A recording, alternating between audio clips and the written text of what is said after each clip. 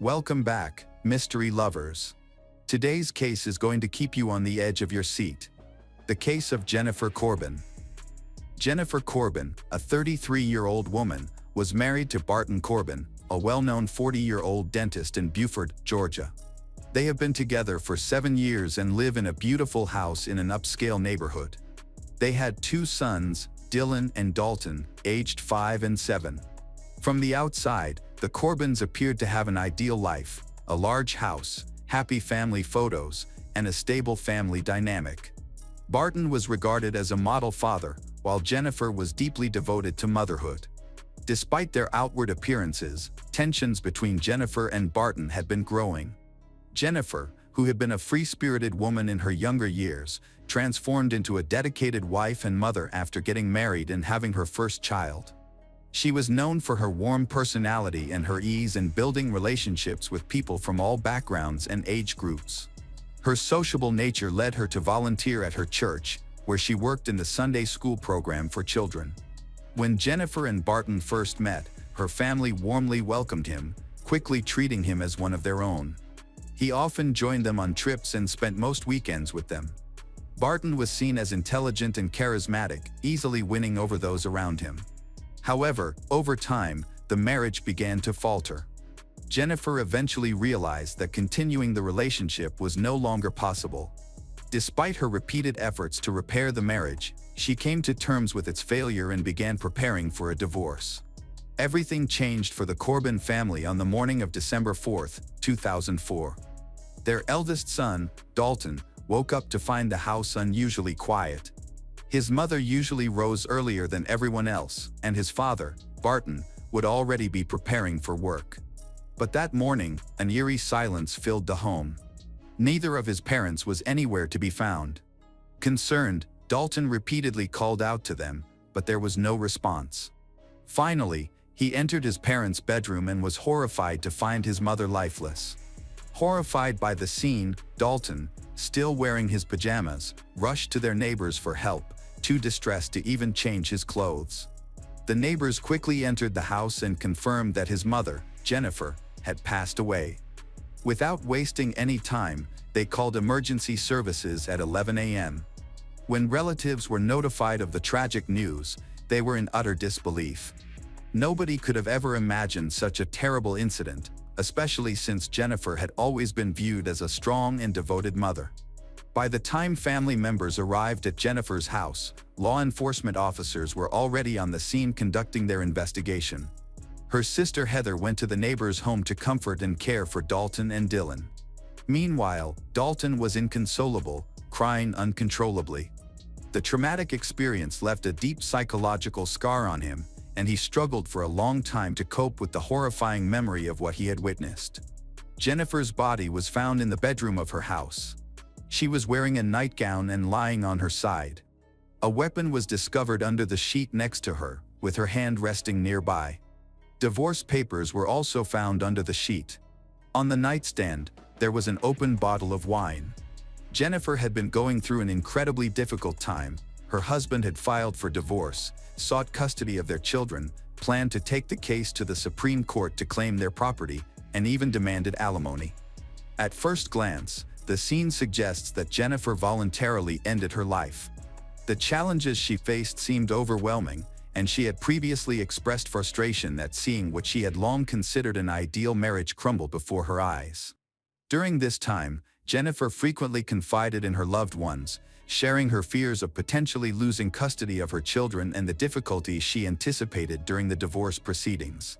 Despite the police initially ruling her death as a voluntary act of ending her life, her family strongly disagreed with this conclusion. By late December, their frustration with the authorities had reached its peak. They insisted that she would never harm herself. To her, the divorce was not a tragedy but rather an opportunity to finally gain the freedom she had long awaited, despite the obstacles ahead. Her family emphasized that Jennifer had at least 2 vital reasons to live: her 2 sons, Dalton and Dylan.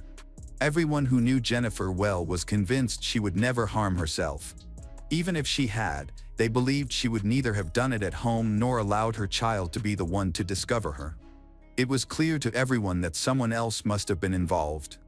Her relatives demanded that the culprit be identified and brought to justice, while her parents even had a prime suspect in mind, her husband, Barton Corbin. Typically, in cases like this, the spouse is the first to be investigated. Accompanied by a lawyer, Barton went to the police station to answer their questions. He stated that the night before Jennifer's death, he had been at a restaurant with friends until 1 a.m. Afterward, he drove to his brother's house, where he spent the night. Barton explained that he and Jennifer had argued earlier, and he chose not to return home, meaning he hadn't seen her since the previous day. He voluntarily handed over the clothes he had worn that evening, and detectives found no traces of bloodstains, scratches, or signs of defensive wounds on him. Testing for gunpowder residue on his hands also came back negative. With no further evidence to implicate Barton, investigators had no additional questions for him. Meanwhile, Jennifer's relatives continued to insist that she had been murdered. As they pushed for further investigation, the district attorney began looking into the troubled history of Jennifer's marriage to Barton. What they uncovered was a dark past connected to Barton's time as a dentist.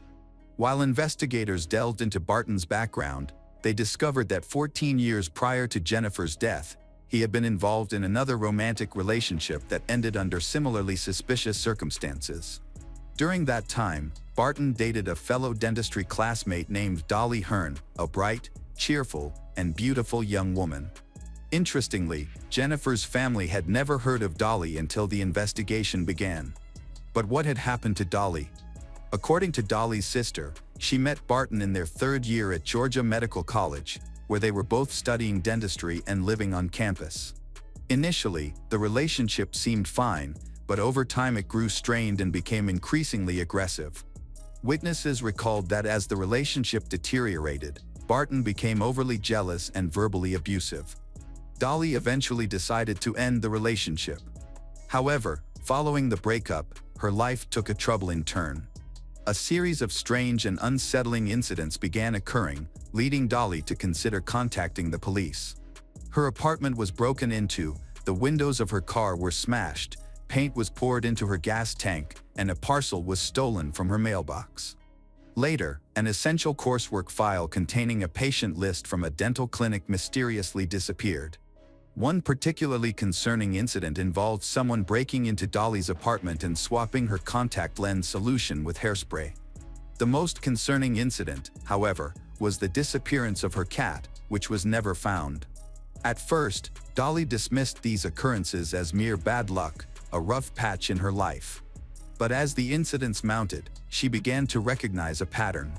These were not random coincidences. Dolly felt targeted and tormented.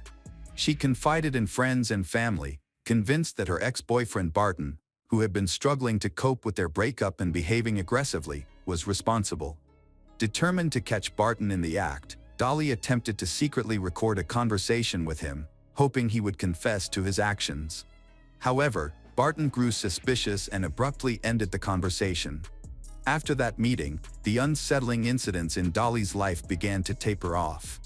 Still, she lived in fear, avoiding being alone in her apartment and worrying about the possibility of future attacks or ambushes. As summer vacation approaches, Dolly gradually returns to her normal life, leaving all her problems behind and believing that Barton has ceased to harass her. She even attended her brother's graduation, looking radiant and happy. Tragically, no one could have predicted that she had only a few days left to live. On the afternoon of June 6, 1990, Dolly's neighbor discovered her lifeless body in her apartment. She died from a single weapon wound to the head. A weapon was found on her lap as she sat cross-legged. The weapon wound on the right side of her head led detectives to conclude that she had voluntarily ended her life. Similar to Jennifer's case years later, Dolly's death was quickly ruled as the end of her life. Unfortunately, due to the lack of investigative rigor in the 1990s, such cases were often inadequately examined. The presence of the weapon and the fundamental circumstances surrounding her death were accepted at face value, and the case was closed without additional investigation. Dolly's family, like Jennifer's relatives, is convinced that Dolly could not have voluntarily ended her life. They found it difficult to accept that such a bright, beautiful, and cheerful young woman full of potential and showing no signs of depression, would voluntarily end her life. Both her mother and sister insisted that Barton should be investigated, especially because there had been a difficult breakup shortly before the tragedy, and his behavior had been suspicious. Although Barton was interrogated in the 1990s in connection with these suspicions, the authorities were unable to find concrete evidence linking him to a crime.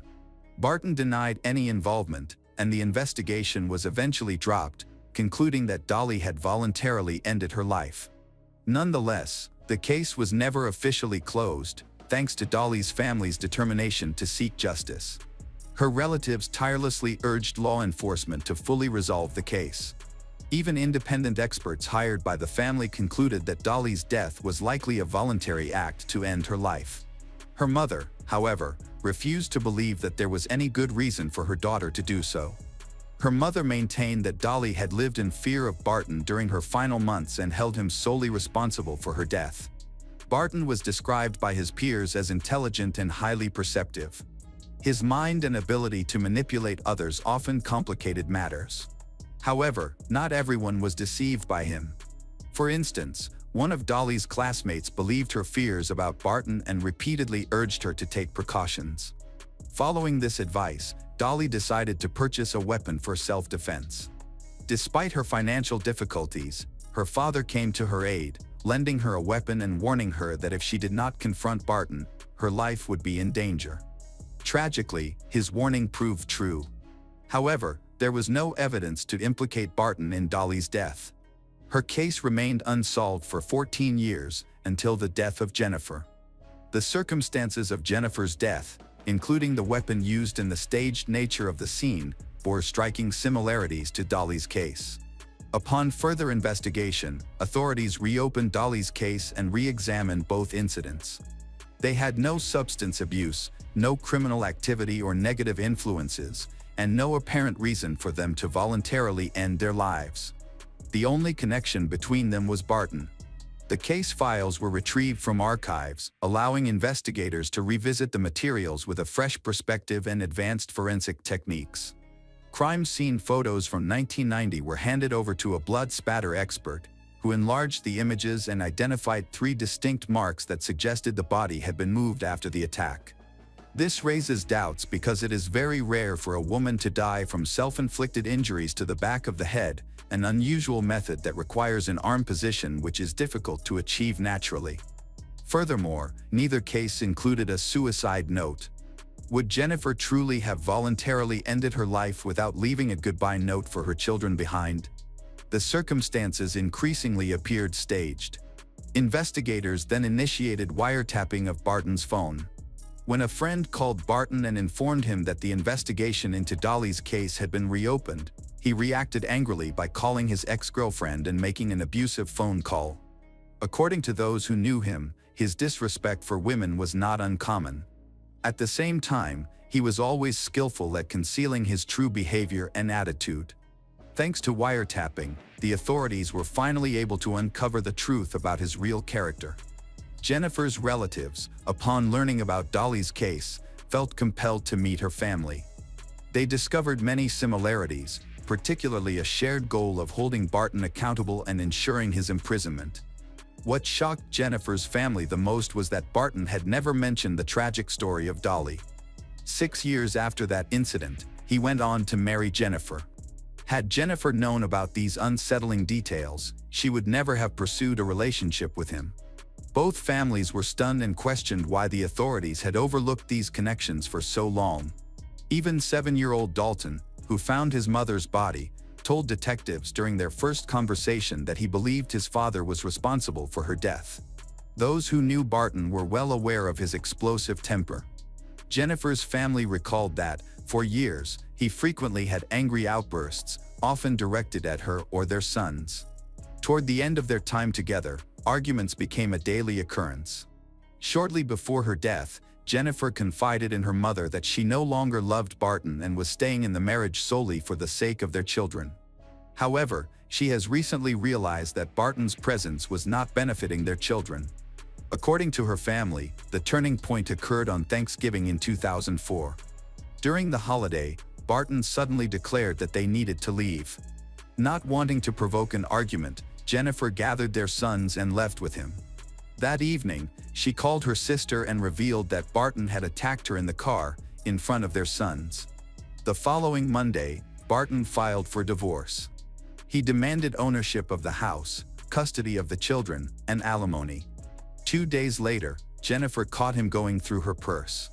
He stole her personal diary and cell phone before leaving the house, running over her foot with his car as he drove away. Nevertheless, she did not report him to the police. At this point, Jennifer began fearing for her safety. Only 3 days later, she was found dead. Her family was shocked by Barton's reaction to the news of her death. He showed no emotion, no sadness or shock. His cold demeanor immediately raised suspicions among investigators. While his reaction suggested guilt, it was not enough evidence to charge him. Prosecutors required concrete evidence connecting Barton to the weapon discovered near Jennifer's body. Upon investigation, they discovered that the weapon was a rare, older Smith & Wesson model. Its serial number was traced back to a dealer in Alabama, who had sold it in 1957. This discovery provided investigators with an important lead. They learned that Barton had a close friend in Alabama named Richard Wilson, a weapon collector with a particular interest in rare models. Richard and Barton had been friends since their college days. Investigators decided to interview Richard on December 15, 2004. During the interview, he stated that he had only vaguely heard about Jennifer's death and knew none of the details. He claimed that Barton had merely mentioned his wife's death without offering any specifics. He also denied knowing anything about firearms related to the incident. Unfortunately, the encounter did not provide investigators with any useful information. The police then shifted their approach and decided to track the geolocation of Barton's mobile phone. Barton claimed that on the night of his wife's murder, he had been out of town with friends and had later stayed at his brother's house, returning only the following morning. He insisted that his wife and children were alone at home that night. However, the estimated time of Jennifer's death was around 2 a.m. Phone records revealed that Barton's mobile phone was near the house at the time of her death. This revelation destroyed Barton's alibi and significantly heightened suspicions, marking his first major misstep in the investigation. Based on data from local cell towers, Barton had arrived at Jennifer's house at approximately 1 a.m. and left at around 2 a.m., aligning precisely with the time of Jennifer's murder. A neighbor also reported seeing a car resembling Barton's near the house that night. Furthermore, the trajectory of the bullet and the path it entered Jennifer's head did not match the angle or location consistent with her self-harm. Blood samples from her face also showed a nearly 180-degree change in the direction of flow, contrary to what would normally be expected in a case of self-harm. A detailed forensic analysis of the bullet trajectory and gunshot residue further revealed that it would have been physically impossible for Jennifer to have held the weapon in such a manner to attack herself. Strangely, no fingerprints, neither hers nor anyone else's, were found on the weapon. This strongly suggests that the weapon was wiped clean after use. If Jennifer had died instantly, the question arose, who could have done this? Being a dentist, Barton would have had access to latex gloves, which he could have used to handle the weapon without leaving fingerprints. Another critical piece of evidence was the absence of gunpowder residue on Jennifer's hands. If she had attacked herself at such close range, gunpowder traces would have been unavoidable. Additionally, the mortal wound killed her instantly, causing her body to go limp. This would have made it impossible for her hand to be resting on the weapon underneath the sheet. Clearly, she could not have placed it there herself. County authorities were unable to complete their investigation into Jennifer's murder, but they had already charged Barton with the murder of Dolly. He was arrested, and his dramatic capture was broadcasted on the news. Barton clearly had no idea that the first charge against him was related to the massacre that had occurred 14 years earlier. For Dolly's family, the live broadcast of the arrest was the most meaningful moment of their lives, something they had been waiting for 14 years. Soon after, Barton faced accusations of murdering his spouse, Jennifer. Consequently, he had to confront two groups of prosecutors simultaneously. To defend himself, Barton hired top-tier lawyers. During the preliminary hearing, Barton's defense attorney argued that Jennifer and Dolly had voluntarily taken their own lives, claiming that the link between Barton and the cases was purely coincidental. Several independent forensic experts supported this argument, aligning their findings with the defense's claims.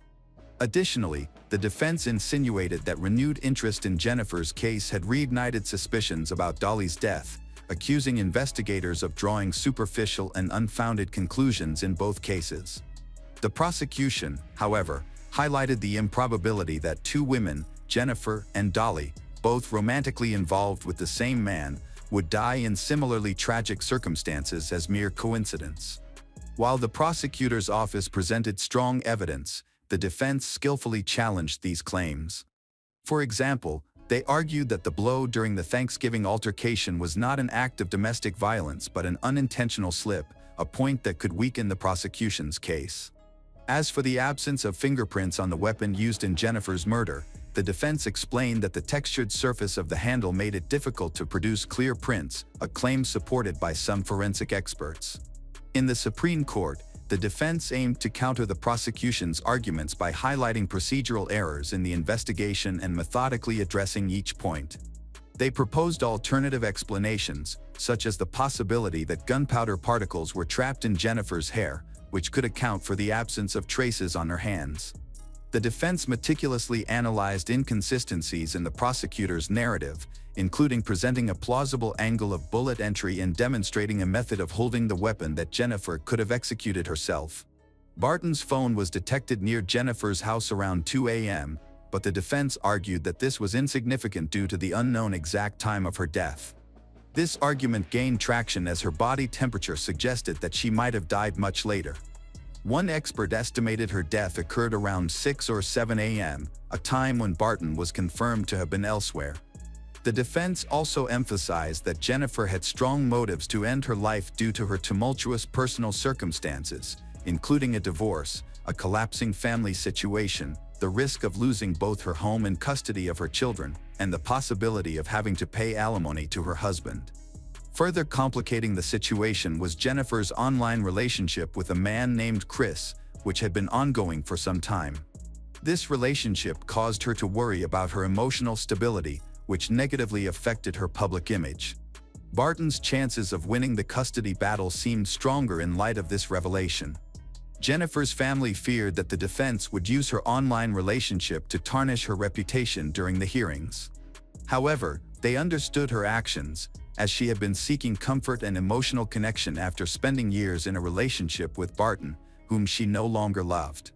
Her correspondence with Chris continued up until the final moments of her life.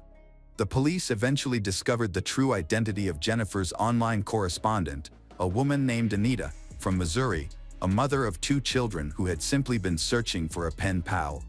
Anita had introduced herself as a man when she began communicating with Jennifer. Sharing her struggles, Anita found common ground with Jennifer, though the 2 women had never met in person. Importantly, Anita had no connection to Jennifer's death. Meanwhile, prosecutors faced significant challenges in the case, as Barton's defense team excelled in highlighting flaws in the investigation. The most significant issue was the lack of evidence directly connecting the weapon to Barton. A pivotal development shifted the course of the case when the Supreme Court investigated telephone wiretaps. It was discovered that, on November 30, 2004, Barton had a face-to-face conversation with his friend Richard in Alabama, rather than communicating over the phone as previously believed. The investigation revealed that the weapon used in the crime belonged to Richard, leading to significant progress in the case. Just 1 day after Barton filed for divorce and 5 days before the murder, he visited Richard, the owner of the weapon. This revelation greatly strengthened the prosecution's position. In September, an investigator handed the prosecutor a note from the Alabama police chief, revealing critical new information. The note stated that Richard had been questioned about the weapon. During the interrogation, the police chief reported that Richard had admitted Barton approached him on November 30, 2004, seeking the weapon for self-defense. Barton, worried that his wife might be unfaithful and amid a contentious divorce, feared for his safety. Richard willingly handed the weapon over to Barton, which proved to be a key breakthrough in the case. This new evidence directly links Barton to the weapon and confirms that his wife, Jennifer, was unable to access it. A major challenge for Barton's defense team arose just days before the trial was set to begin, when this critical information was revealed. The development gave the district attorney newfound confidence in securing a conviction. The prosecutor approached Barton's lawyers with a final offer.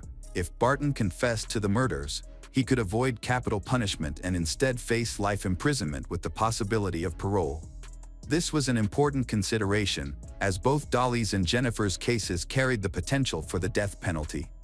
After discussions among authorities across various counties, a deal was negotiated. Barton would receive life imprisonment with parole eligibility if he admitted his guilt. Barton's attorneys presented the offer to him, and after careful deliberation, an agreement was made. On Friday, September 15, 2006, Barton appeared in court.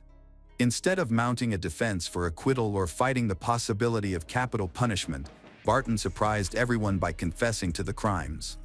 Faced with the overwhelming evidence amassed by the prosecutor's office, Barton understood that his chances of winning a jury trial were slim.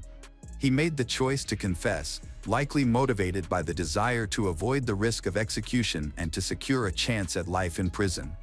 Ultimately, Barton weighed his options and made his decision.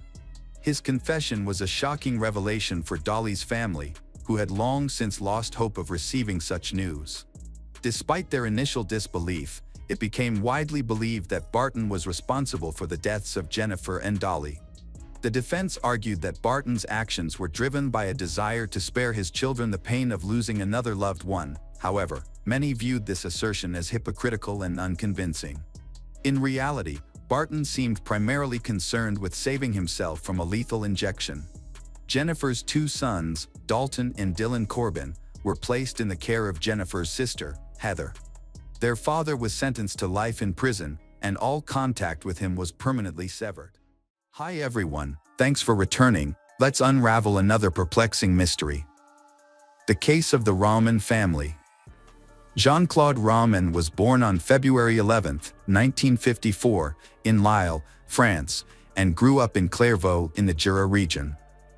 He completed his baccalaureate in 1971. He began his studies at the University of Lyon but lasted only one semester before dropping out. He then went to medical school and eventually married a woman named Florence Cray. Florence Cray was born on March 6, 1956, and studied at the University of Lyon to become a doctor. There, she met Jean-Claude Rahman, a distant relative of her family. Initially, Jean-Claude did not attract Florence's attention, and they did not know each other very well, nor did they spend much time together. However, over time, through mutual friends and study sessions, they began to spend more time together. Jean-Claude immediately fell in love with Florence and tried to win her over. However, Florence saw him as just an ordinary guy, nothing special, and not very articulate.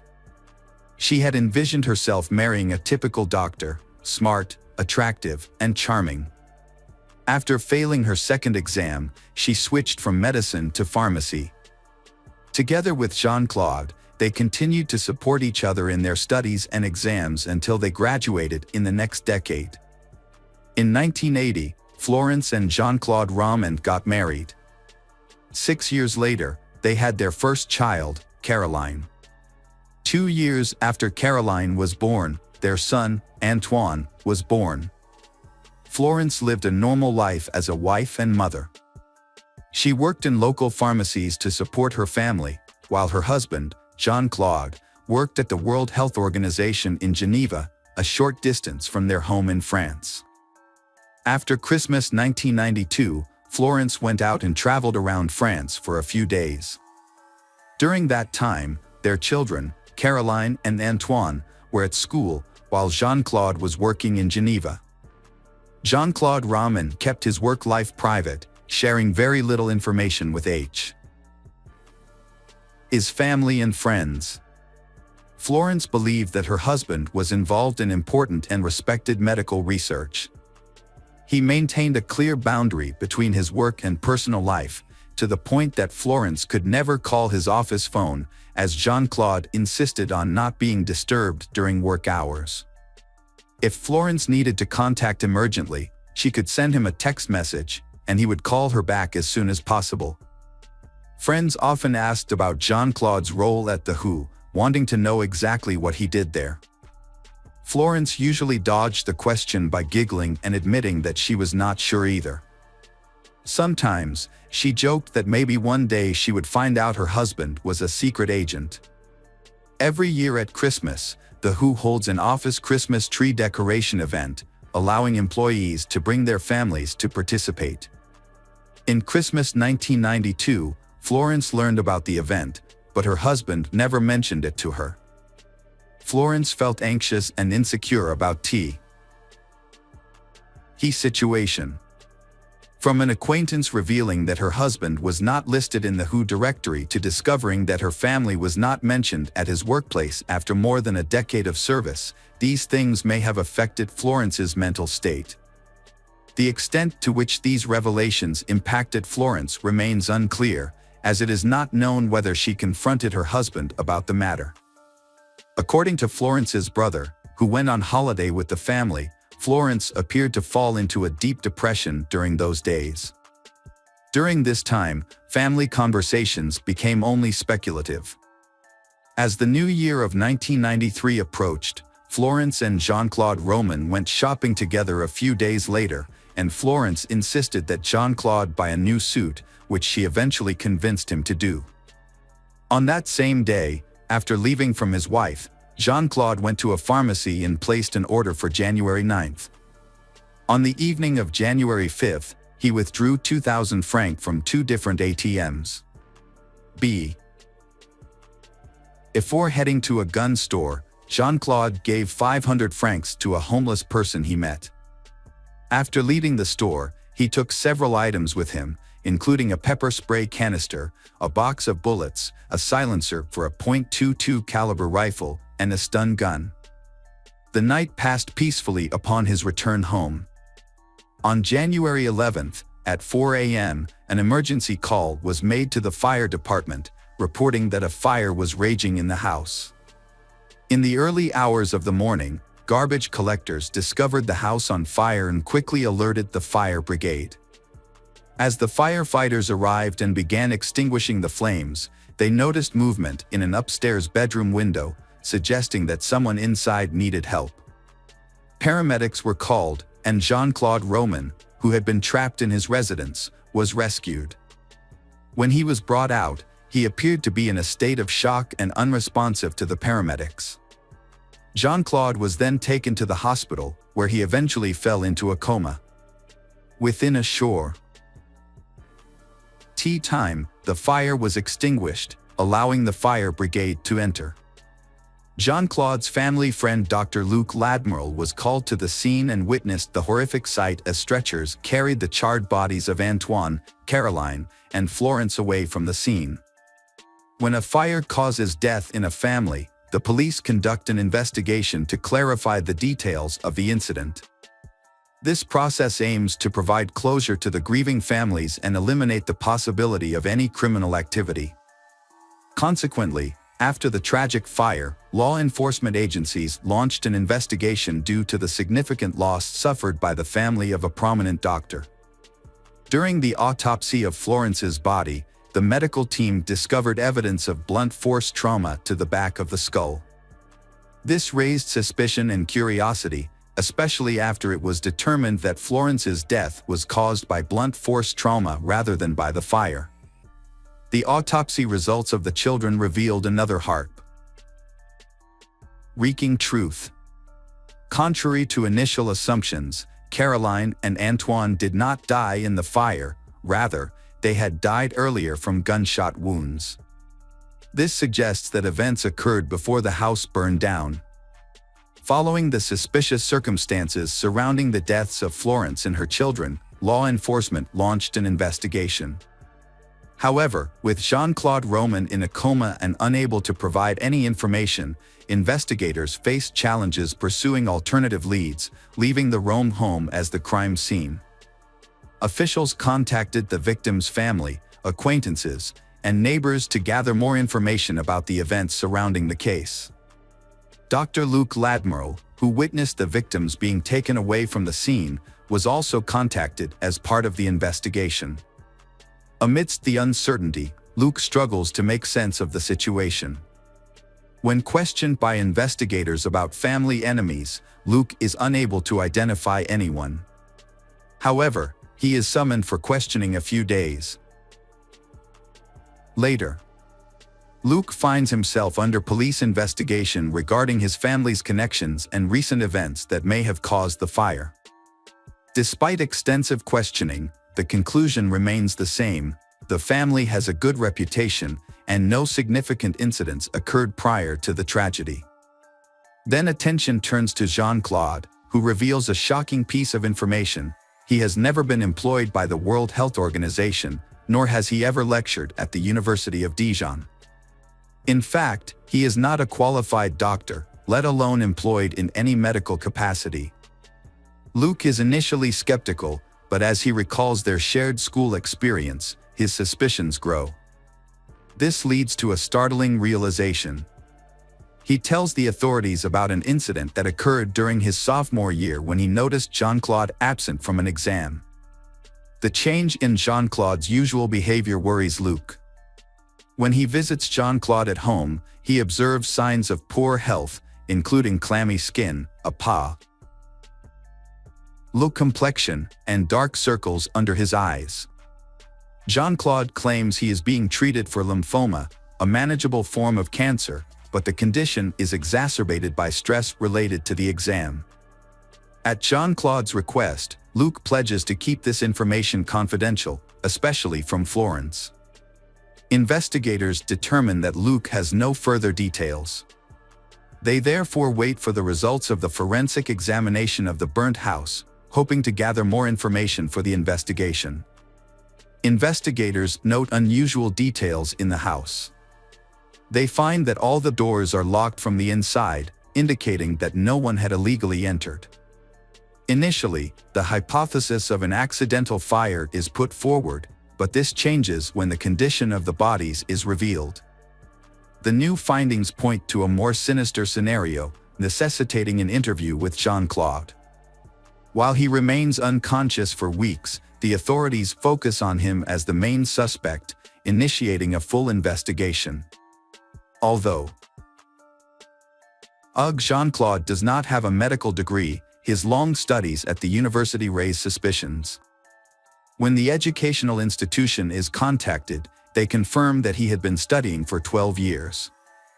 Although he successfully completed the first-year exam, he failed the second-year exam. Taking advantage of the lack of admission restrictions, Jean-Claude repeatedly re-enrolled in the second year throughout his studies. Despite devoting much time and effort to studying, attending lectures, and reviewing medical texts, he still cannot pass the second exam, which is puzzling. It is possible that staying up late and missing the exam was a significant factor. He was given the opportunity to retake the exam several months later, but he did not take it. As investigators continue to probe the deaths of Florence and the children, they face another horrifying discovery. Jean-Claude's uncle, wanting to break the bad news to Jean-Claude's parents, goes to their home only to be met with an unusual silence. Upon entering, he discovers the bodies of Jean-Claude's parents, both victims of gunshot wounds. The investigation confirms that Jean-Claude's parents had been shot with the same type of gun used to kill Antoine and Caroline. Their deaths occur close together, suggesting that the events are related. After the tragedies are made public, the mystery deepens. The police receive a call from a woman who does not want to reveal her identity or any personal information and is hesitant to participate in the investigation. However, she provides one crucial piece of information: she has become romantically involved with Jean-Claude after meeting him in Paris. She also claims that he is not a researcher at the World Health Organization. He had deceived her into believing that he was an influential expert. The woman was tricked into believing that Jean-Claude was actively involved in and funding important research projects. He also described banks in Geneva as very profitable. Using his POS. He deceived her into investing money in a Swiss bank with an 18% interest rate, which turned out to be a trap. Employing persuasive techniques, Jean-Claude convinced his girlfriend to invest her money. She was initially hesitant, but they eventually reached an agreement. She would provide him with 990,000 francs to invest, hoping to receive a return in 3 months.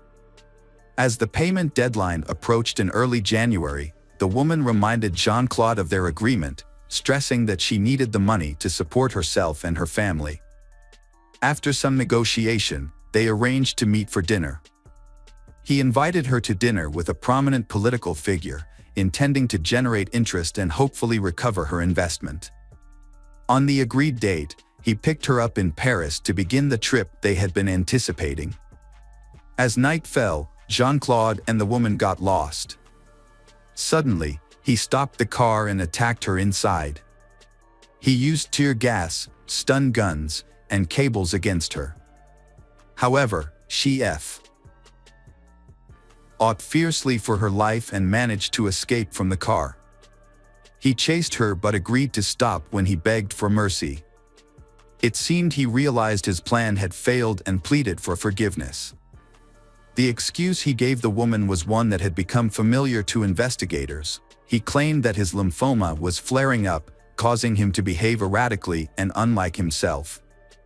The woman agreed to keep quiet about the incident in exchange for Jean-Claude bringing her home safely. Investigators started to piece together a better understanding of him. He was a pathological liar, a manipulator, and a con man. The question that haunted the detectives was he also a killer? After waking from his coma, Jean-Claude was quickly approached by investigators to discuss their remaining suspicions. They expected him to confess, but he chose to remain silent. He sat in his hospital bed, staring blankly into space, unresponsive when asked about the events of January 9th, the origin of the fire, the shooting of Antoine and Caroline, the serious injuries his wife suffered, and the discovery of his parents' deaths. He was subjected to repeated interrogations, but despite relentless questioning, he refused to reveal anything. It was only when investigators informed him that they knew the truth, that he was not a doctor and was unemployed, that he changed. What prompted him to finally break his silence remains unclear, but he eventually began to talk. According to him, on the night of January 9th, Jean-Claude and Florence were having a typical evening at home. After putting their children to bed, they retired to their bedroom. According to his recollection, the entire situation came to a sudden end when he recalled the horrific scene of finding his wife sprawled on the bed, surrounded by blood and holding a blood-stained rolling pin. It is unclear what happened. Perhaps there was an argument, but Jean-Claude went to bed with his wife and woke up the next morning to prepare breakfast for the children. Caroline and Antoine sat on the couch, watching cartoons that their father had chosen. He served each of them a bowl of cereal before joining them to watch TV. When the children asked about their mother's absence, he told them that she was not feeling well and needed more rest. That morning, Jean-Claude noticed that Caroline was feeling ill and was concerned about her health. He guided Caroline to the bedroom upstairs. Caroline then lay face down on the bed with a pillow over her head, but the reason for this was not explained. Jean-Claude was unable to provide a clear explanation to investigators regarding the chain of events. However, he speculated that the incident may have been related to a game he had been playing with his daughter. He then used a .22 caliber rifle fitted with a silencer to fatally shoot his 7-year-old daughter in the back of the head. Antoine similarly met a tragic end. After the incident, his memory became hazy.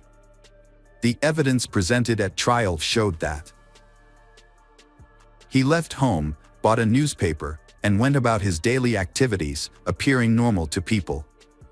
He then returned home and watched television. Although Jean-Claude denied these details at trial, one event was certain: he received an invitation from his parents to have lunch on the day of the incident. He accepted the invitation, left his quiet abode to drive to his parents' house, and joined them for lunch.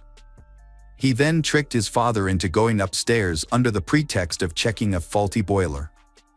Despite his father's old age, he still attempted to perform the requested inspection but was unexpectedly shot in the back by his own son.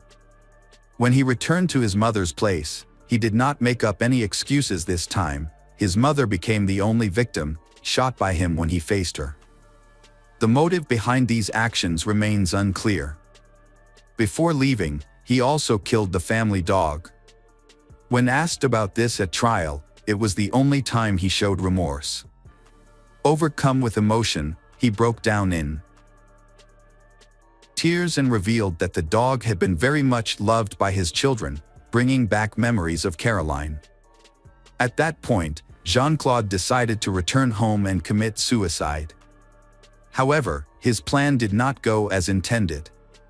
He had previously had a mistress who had provided him with 990,000 francs with the promise of an investment scheme, which was how Jean-Claude supported himself. He told many people, including his relatives and Florence's family, stories of the profits from these investments. People who trusted he entrusted him with managing their finances. This allowed he to gradually accumulate a large sum of money. He then transferred the money to private bank accounts in Geneva, avoiding the scrutiny of tax authorities and others. He had carefully managed the family finances, ensuring that his wife, Florence, had no knowledge of his fraudulent activities. However, the time had come to face the consequences of what he had done. As expected, people began to demand that he return our money along with the promised profits. Unfortunately, this was an obligation he could not fulfill. All of his income was immediately used to meet current needs, leaving him with virtually no savings, despite having accumulated over 2 million francs over the years. It was time for him to come clean and share the truth with Florence and the others who had entrusted him with their money. He found that he could no longer maintain this lies, and the mounting pressure made him feel trapped with no clear way out. Like many others, he convinced himself that by ending the lives of his loved ones, he would save his family from the consequences of his wrongdoings. He then planned to commit suicide to avoid facing the harsh reality. He believed that he could continue lying forever and never thought that he would be discovered or that he would have to confess. He kept coming up with other lies to maintain the pattern throughout his life. On June 23, 1996, the trial of Jean-Claude began. During the trial, he sat silently, avoiding eye contact and keeping his head down, with police on either side. On July 2, he was sentenced to life in prison without parole for 22 years for the murder of his wife, children, and parents. In 2019, Jean-Claude Roman applied for release from prison to live in a monastery. During his incarceration, he reportedly became a devout Christian, accepted his mistakes, and vowed to spend the rest of his life repenting as punishment. The judge accepted his plea, citing his good behavior as a factor worth considering. However, it is unfortunate that all the victims suffered at the hands of this deceitful, manipulative, and cruel man. As we reflect on this heartbreaking event, we cannot help but feel compassion for those whose lives were taken so suddenly and for the families and friends who suffered their loss. Welcome back, mystery lovers. Today's case is going to keep you on the edge of your seat. The case of Dawn Hatcheny. Dawn Hatcheny was born on December 5, 1969, in Seattle, Washington. Her parents are Donald Tihara and Diana Parle. Her father, Donald, worked at a shipyard, and her mother, Diana, ran the household. Dawn is the oldest child and only daughter, with 3 younger brothers, Dennis, Darren, and Derek. Her family lives in Bremerton, Washington. According to her mother Diana, Dawn showed her religious devotion from an early age, embracing her faith and accepting God into her life when she was 4 years old. Dawn's childhood was difficult, however. Her parents suffered from anxiety and depression, leading to frequent conflicts at home. Despite these challenges in her childhood, Dawn did well in school, promising herself to get good grades. At age 12, she entered the Scripps National Spelling Bee, an experience that not only led her to the White House but also gave her the opportunity to meet the late President Ronald Reagan. Dawn graduated from Bremerton Christian School as valedictorian in 1988 before attending Northwest College of the Church of God in Seattle. While in college, Dawn met Nick Hatchie and they quickly formed a strong bond. However, her friends were concerned when she started calling him the one after only a few dates. They wanted Dawn to find someone who would truly care for and support her, but they worried that Nick was too aggressive and self-assured, which didn't seem to fit Dawn's personality. Interestingly, Nick's upbringing has some similarities to Dawn's. Nick was born and raised in Poulsbo, a coastal city in Washington. His family life was difficult from an early age. His father, Dan, was constantly immersed in his work as a mechanic, always distant when at home, neglecting his time and responsibilities for the family. His mother, Sandra, ran a daycare in the home and provided foster care, but Nick felt abandoned. He often confided in friends that he felt less loved than his siblings and even his foster children, and that his mother's affection for him was distasteful. Life was difficult with a depressed mother and a father who often neglected the family. Nick felt abandoned and emotionally isolated. Despite this, he found comfort in the Bible and became deeply involved in Christianity. His faith gave him confidence throughout his adolescence. Nick and Dawn first met in college. At first, Dawn's friends were confused by her interest in Nick, whose personality was the complete opposite of hers. Over time, they noticed a significant change in Dawn's behavior. Normally, she was confident, outgoing, independent, motivated, and always striving to achieve new goals. However, when she was with Nick, her personality changed dramatically. She became shy, introverted, and indecisive, often putting Nick's interests above her own, even when they made her feel uncomfortable. It seemed that Nick's influence brought out the worst in her, rather than the best. Despite this, their love continued to grow and their relationship remained strong. In 1990, Nick proposed to Dawn on Alki Beach and they became engaged. They married on April 20, 1991, and then moved back to Bremerton. By this time, both Dawn and Nick had completed their education. Dawn began working as a loan officer, and Nick began his work as a youth pastor at Christ Community Church on Bainbridge Island, near Seattle. Nick had a desire to become a youth pastor, specifically targeting Christ Community Church due to his relationship with his former youth pastor, Bob, also known as P.B. Smith. At the time, P.B. Smith remained at the church, having overseen the church's affairs since the late 1980s, but now partnered with Pastor Robert Billy Craig to lead the congregation. P.B. Smith took a more friendly but conservative approach to church leadership, while Pastor Robert was known for his strict teachings. In their marriage, Nick made decisions without his wife Dawn, largely because they adhered to the principles of Christian fundamentalism. These principles dictate that the wife submit to the authority of her husband, which Nick and Dawn believed was in line with God's plan. At Christ Community Church, this ideology was clearly promoted and considered acceptable. The church even performed exorcisms for its members, encouraged large families as a divine mandate, and advocated homeschooling for children.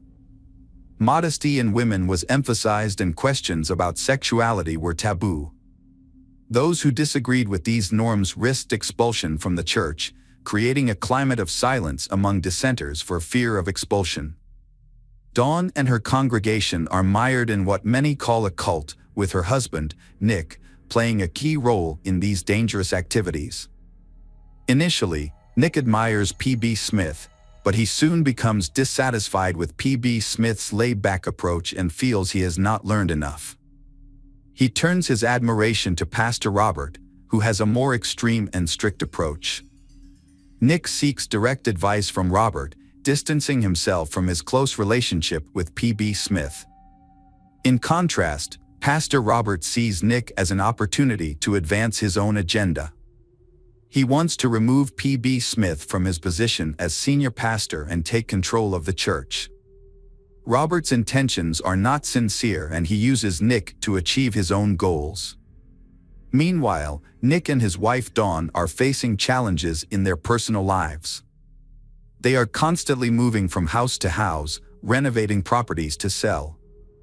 Dawn grew tired of this lifestyle and longed to settle down in a permanent home.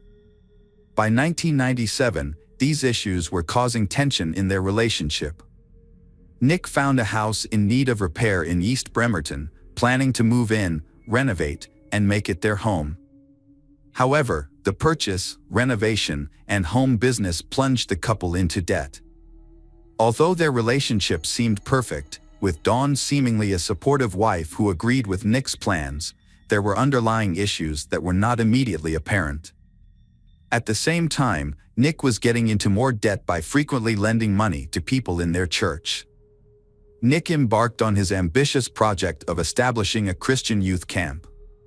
Despite financial difficulties, his passion for the project kept him going. He searched for the perfect location in Jefferson County, confident that he would find the ideal location. His determination intensified when a congregant, a woman named Sandy Glass, asserted receiving a divine vision affirming that the property Nick had his eye on was destined to become the site of the youth camp he envisioned. Sandy Glass, then in her early 20s, had faced hardships in her life. She had lost her first boyfriend to illness and her father in a construction accident. Her brother was addicted to drugs. Sandy was married to Jimmy, a carpenter, and they were struggling financially. A stay-at-home mother, Sandy depended on Jimmy's income, but her tendency to overspend often led to arguments between them. These disagreements sometimes caused Jimmy to scream or retreat, spending hours at the bar venting his frustrations. To resolve their marital problems, the couple sought help from the church and began attending marriage counseling sessions led by Nick, who had been the church's marriage counselor for many years. However, many parishioners filed complaints with Robert about Nick's counseling style, feeling uncomfortable with the way he prioritized intimate and often sexual topics over other important issues. Because of their trust in P.B. Smith, who was still affiliated with the church, members felt that Nick would not have been entrusted with the role if he were not trustworthy. However, in the fall of 1997, Pastor Robert took over as senior pastor, a move that was fully supported by the church council, replacing P.B. Smith. P.B. Smith and his wife then left to do missionary work in Africa. Jimmy's parents, who were also churchgoers, considered Sandy and Jimmy's decision to seek church intervention to be a hasty one. They even questioned Nick's qualifications and experience in guiding their son's marriage. Their concerns grew when they noticed that Nick focused a lot of his attention on Sandy, rather than Sandy and Jimmy as a couple. This attention was not limited to counseling sessions. Nick and Sandy spent a lot of time talking on the phone and meeting outside of church. Jimmy's parents felt that the relationship between Nick and Sandy was unacceptable. They spent a lot of time together and seemed closer than a normal counselor and client should be. Pastor Robert's wife, Pamela, also noticed Nick's behavior and spoke to him privately about it. She told him that he needed to focus on his marriage and that his actions were inappropriate. After much complaining, Pastor Robert stepped in and told Sandy that her relationship with Nick was not working and needed to end. Sandy was angry with Pastor Robert's advice because she believed that she and Nick had a special relationship with God. She wrote him a letter saying that his judgment made it difficult for her to think that he believed in her ability to listen to God and help others. The relationship between Sandy and Nick had a negative impact on those around them. Dawn and Jimmy, as well as Jimmy's children from his previous marriage to Sandy, felt hurt and betrayed. One of the children even told Jimmy that Nick and Sandy had discussed Nick becoming their new father after Jimmy's death. Dawn began sharing with friends at church about her financial difficulties and her desire to have children, a desire that Nick strongly opposed. As 1997 drew to a close, Nick had relationships with several women in addition to Sandy. He engaged in private conversations and lengthy phone calls with these women. At the same time, Sandy's alleged visions grew stronger, prompting Nick to prioritize the establishment of her youth camp and devote more time to their relationship, as she believed they were destined to be together. On the contrary, Dawn made a lot of effort to rekindle Nick's happiness with her, even trying to lose weight. Some of the women in the congregation supported her, telling her that the problems in their relationship were not her fault, but Nick's own. Unfortunately, Dawn's life with Nick did not turn out as she had hoped when they got married. When Christmas came, Dawn woke up feeling unwell with a cold. Despite being sick, she and Nick spent the day with their family. That evening, they visited P.B. Smith's house and spent time with his family. Nick had plans to go hunting with Lindsay, P.B. Smith's daughter, and her friends the next morning, the 26th. Nick met his friends at the Hood Canal Bridge in Jefferson County to go hunting just before dawn. They spent a few hours in the woods without shooting anything and decided to leave. Around 9 a.m., they went to a local diner for breakfast. While eating, Nick suddenly stood up, looking worried, and said, "Dawn and I haven't opened our Christmas presents yet." He left the diner at 9:30 a.m. and arrived home at 10 a.m. to find his wife dead in a fire. When police arrived on the scene, they discovered that the fire had initially started in the bedroom, due to a malfunctioning space heater. The fire quickly spread due to newspapers and wrapping paper in the room, and was made worse by multiple propane tanks on the floor. Nick told friends at the diner that he and his family had not opened their Christmas presents. But he told police a different story. According to Nick, they had actually opened their presents the night before. He said that Dawn had gone to bed feeling unwell and left the wrapping paper scattered around. Nick also confirmed that he had received a propane tank as a Christmas present. The couple was in the process of renovating their home and had used the heater to stay warm during the winter. However, these old fireplaces were not as safe as modern ones and often caused fires and deaths. The police found no inconsistencies in Nick's story. As a local pastor, Nick's status in the community gave the police no reason to suspect anything else. And his wife's death, which was ruled an accident. The congregation was concerned for Nick's health and wanted to support him during this difficult time. Pastor Robert even offered to try to revive Dawn through prayer, but Nick refused, saying he did not want her to suffer any potential pain. This refusal surprised Robert, as Nick had previously been willing to participate in church activities, including the exorcisms they had performed. Mary Glass, Sandy's mother-in-law, immediately suspected Nick of being involved in Dawn's death. Convinced that it was no accident, she urged her husband to report the situation to the police, but this never happened. Soon after, the police officially declared Dawn's death an accident and referred the case to Nick's insurance company. Nick began the process of collecting on Dawn's life insurance, which raised some suspicions from family and friends. They thought it was unusual for Nick to settle the insurance so quickly after Dawn's death, but they understood that the couple had significant debt and that Nick needed the money to pursue his plans for the youth camp. Some church members found Nick's way of grieving unusual, but they refrained from expressing concern, believing that everyone deals with grief differently. The church community came together to remember Dawn's life at her funeral. Family and friends shared stories and remembered her life. Although everyone was sad, Nick remained calm throughout and even gave a 45-minute speech in Dawn's honor. When friends helped him clean out his house, they found several photos of Dawn hidden in the back of a closet, making it seem as though he wanted to throw them away. After that, Nick's behavior became increasingly harsh and insensitive, not only toward some church members but also toward neighbors and friends. He had many romantic relationships with women in the congregation. In a shocking turn of events, Nick began an intimate relationship with Diana, Dawn's mother, under the guise of grief over his widowhood. His actions became too much for Pastor Robert to bear, and Nick was asked to leave Christ Community Church. This eviction had a significant impact on Nick, marking the beginning of his growing troubles. On April 10, 2001, Sandy and her attorney met with the district attorney.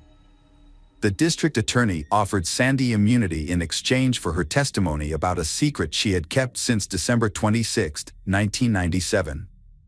According to Sandy, on the morning of Dawn's death, Nick called her and said, "I did it."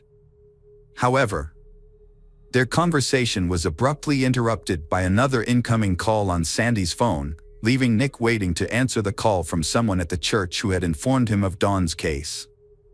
After the second call ended, Sandy returned to the conversation with Nick and asked him to clarify what he meant.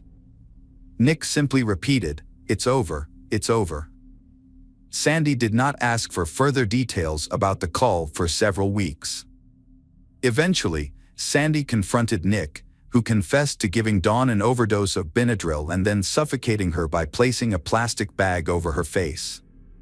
Tragically, Dawn was still partially conscious and aware of what her husband was doing as she suffocated. After she died, Nick carefully placed old newspapers and wrapping paper around the room, including under her body, and placed propane tanks near the bed.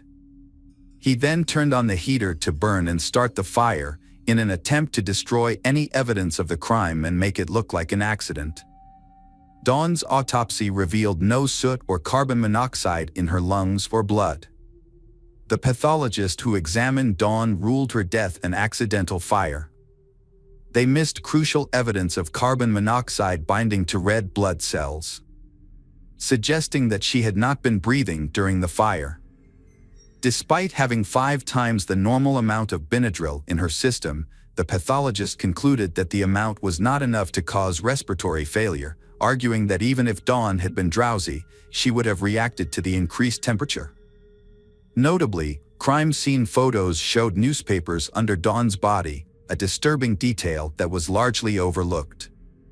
A fire marshal became suspicious and spoke to the police, but he had no authority to decide whether Dawn's death was accidental. Nick was arrested on September 12, 2001, in the Kinko's parking lot. He adamantly denied any involvement in Dawn's death and claimed the church was trying to frame him. Despite his claims that church members could cause serious harm, Nick was charged with first-degree murder and his bail was set at $750,000. Sandy's account, when relayed to the police, added to the frustration over the nearly 4-year delay in considering Nick a suspect or making an arrest, and her reason for cooperating, stemming from anger over Nick's relationships with other women in the church. Church members reported Nick's strange behavior and inappropriate relationships when questioned. They were also upset that he did not buy a tombstone for Dawn after receiving the life insurance payout. On September 17, 2001, Nick pleaded not guilty in court. He claimed that the church had cursed him and that Pastor Robert had a dark influence beyond the understanding of the police. When Nick's trial began, Nick Hatcheney was charged with aggravated first-degree murder, which carries a sentence of life in prison without parole. Witnesses, including women who were involved with Nick and church members who had been counseled by him, shared their testimonies with the jury. These testimonies showed the major impact the church had on their lives, including experiences of visions and messages supposedly from God. Nick used these to control and manipulate them. P.B. Smith's daughter also testified, sharing how she met Nick through her father when she was a teenager. Nick seduced her, and they had sex after Dawn's death. This continued until she moved away about a year later. Doctors and forensic experts also testified, emphasizing that Dawn's body held important clues regarding her death. However, these indicators were ignored, as mentioned earlier, because Nick was a pastor. However, on December 26, 2002, 5 years after Dawn's tragic death, the jury deliberated for a day before returning a guilty verdict on first-degree murder against Nick Hatchemy. At his sentencing hearing on February 7, 2003, Nick addressed the court, which was filled with Dawn's loved ones. He continued to maintain his innocence, but also expressed remorse for his actions and sadness for his family's loss, saying that Dawn deserved better treatment. He was sentenced to life in prison. However, in 2007, an appeal to the state Supreme Court resulted in his life sentence being modified. The appeal argued that, because Dawn died as a result of Nick strangling her, the original charge of aggravated first-degree murder in connection with her death by arson did not match her actual cause of death. The defense argued that Nick therefore did not deserve a life sentence. Ultimately, the state Supreme Court ruled in favor of the appeal, changing Nick's sentence to 26 years in prison. While in prison, Nick was involved in many positive initiatives. He co-founded the Environmental Progress Reentry Network and introduced a waste management system that used vermicompost. Nick could be released from prison soon, as he is eligible for parole in 2025. Sadly, Dawn's life took a tragic turn. She thought she had found the right person, but the reality was very different. This led to a devastating betrayal and her heartbreaking death. Welcome back, detectives. Let's dive into another horrible case. The case of Els van Doren. Els van Doren is a 38-year-old Belgian woman married to a jeweler in Antwerp named Jan de Wilde. They has 2 children, Vincent de Wilde and Carol de Wilde. Although she works in the family jewelry store, Elsa's real passion is skydiving. Els began skydiving with her husband in 1994. Gradually, her passion for skydiving grew rapidly over time. With over 2,300 jumps under her belt, she became an experienced skydiver. She devoted most of her weekends and holidays to the sport. In 1998, Els began skydiving in formation, and 3 years later, in 2001, she became a member of an all-female skydiving team called the Divas. The team competed in the 2003 World Parachute Championships, but Els was forced to leave the team in 2004 due to health problems stemming from a persistent hernia. After recovering, she turned to parachuting as a recreational activity instead of continuing to compete professionally.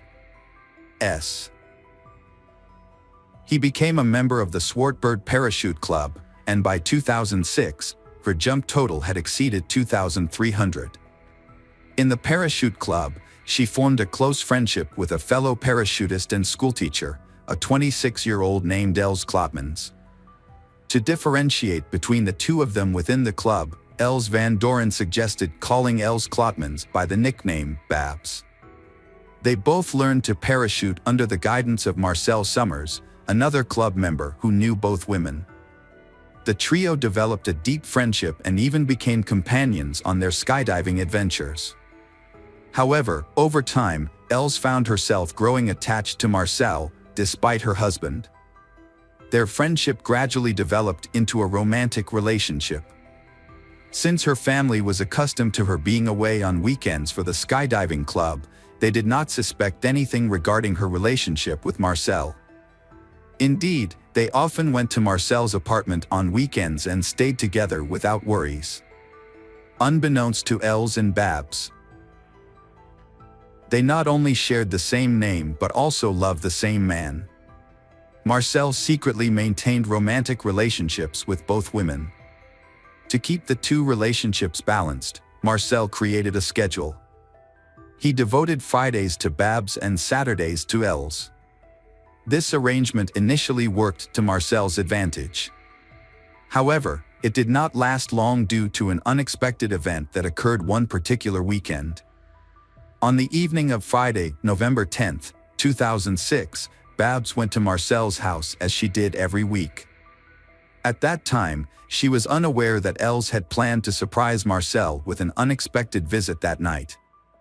Babs and Marcel had dinner together, and then they returned to Marcel's apartment. There, they found Els waiting outside the door. The content of their conversation is unknown, but it is certain that Babs did not sleep in the same bed as Marcel that night. Instead, Babs slept in a sleeping bag on the living room floor, while Els and Marcel went into the bedroom. In the living room, Babs discovered Elsa's parachute lying next to the other parachute equipment. She felt deeply hurt and betrayed that her friend had deceived and replaced her. These pent-up emotions pushed Babs to the point of committing a reckless act, leading to tragic consequences that no one could have foreseen. Then, on November 18, 2006, 12 members of the skydiving club, including Els, Babs, and Marcel, boarded a flight over Flanders. The plan was for Els, Babs, Marcel, and another skydiver named Tom to jump in a four-person formation at an altitude of 13,000 feet. In this formation, they would link arms before releasing and deploying their parachutes. As they prepared to jump, Els, Marcel, and Tom exited the plane as planned. However, it appears that Babs, perhaps due to a delay or on purpose, jumped a little later than the others. During the free fall, Babs was unable to catch up with the group. At 9,000 feet, Marcel, Els, and Tom broke formation, preparing to deploy their parachutes safely. At this point, it was clear that something serious had occurred, as Els tried to deploy her parachute by pulling the cord, but it refused to open. Trying to stay calm, she recalled the emergency procedures from her training. Having encountered a failed parachute before, she had successfully deployed her backup parachute on that occasion. However, in this case, hurtling through free fall at around 200 kilometers per hour, she had only 20 seconds or less to make a life-saving maneuver and land successfully. Despite her efforts, pulling the backup cord proved futile, and the parachute still did not respond. As her desperation grew, she continued to pull on both the main and backup parachutes, but there was no response. Marcel, who was at an altitude of 800 meters, observed Els, who was only 500 meters above the ground, and sensed that something was wrong because her parachute had not yet deployed. However, he could do nothing but watch the horrifying scene unfold. In a last desperate attempt, Els tried to untangle her parachute cord, hoping to activate it, but her fate was sealed. Meanwhile, in the town of Upabbeek, as these events unfolded, a woman was hanging her clothes out in her garden. A loud noise suddenly made her panic. Looking up, she witnessed a woman swooping down from the sky with a parachute aimed toward her garden. This sight was not unusual, as her residence was only a few kilometers away from the parachute club and its landing site. When she turned back to continue her laundry, the woman discovered a white cloth caught in the top of her bush. Moving closer, she saw a figure lying in the bushes. She quickly called her husband, who was also in the garden doing maintenance, and they contacted emergency services. It was Els, whom they assumed was one of the parachutists, but unfortunately, she showed no signs of life. Marcel, on the other hand, had found a safe landing spot, frantically calling for Els and trying to locate her. Spotting an ambulance, he gave chase, following it to the NEA RBY location where Els had landed. When he lunged toward her, he had to be restrained to allow the rescue team to approach. When the emergency services arrived, resuscitation efforts were made, but to no avail. Els was dead. Marcel insisted on keeping Elsa's parachute intact, stating that it was unusual that neither the main nor the backup parachute had opened. He then contacted her husband, Jan, to deliver the bad news. Jan rushed to his wife's side while Tom returned to the club to relay the sad news of Elsa's death to the other members. When news of Elsa's death was revealed, Babs, feeling overwhelmed, fell to her knees and cried bitterly. Elsa's husband, Jan, arrived at the club to collect her belongings and met Babs, who offered to help him retrieve Elsa's belongings. He observed her seemingly motionless and noticed a strange smile on her face. At that moment, Babs headed toward the dressing room, with Jan following closely behind. However, upon arriving, Babs abruptly slammed the door, locking Jan out. He recounted that it took Babs quite a while before she finally emerged with Elsa's belongings.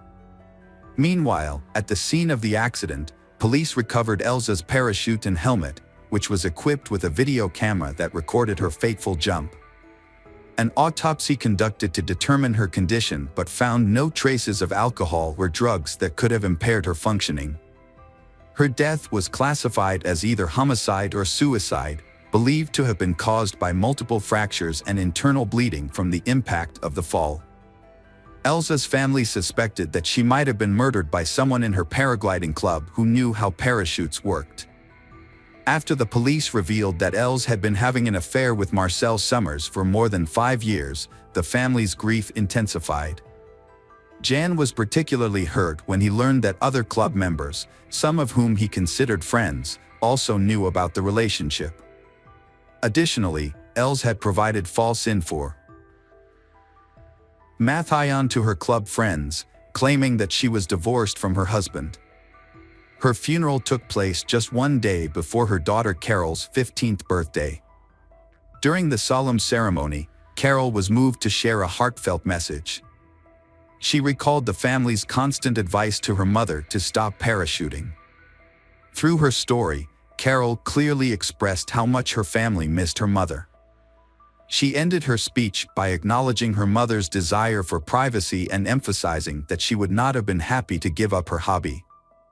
After the funeral, the police launched an investigation due to growing concerns about the failure of Elsa's backup parachute. A parachuting expert familiar with parachute mechanics was called in to examine Elsa's parachute for any flaws or irregularities. The experts quickly discovered that a crucial component was missing: the pilot's parachute, a vital part of the system. The pilot's parachute plays a key role in deploying both the main and backup parachutes. The examination revealed that her parachute had been deliberately detached, suggesting outside interference. In addition, there were clear signs of tampering, notably with the main parachute, which the pilot was responsible for deploying, and one of the slings connected to the emergency parachute. When reviewing the final body camera footage of Elsa's jump, a striking detail emerged: an unidentified piece of red fabric hovering in front of her that was not part of Elsa's parachute equipment.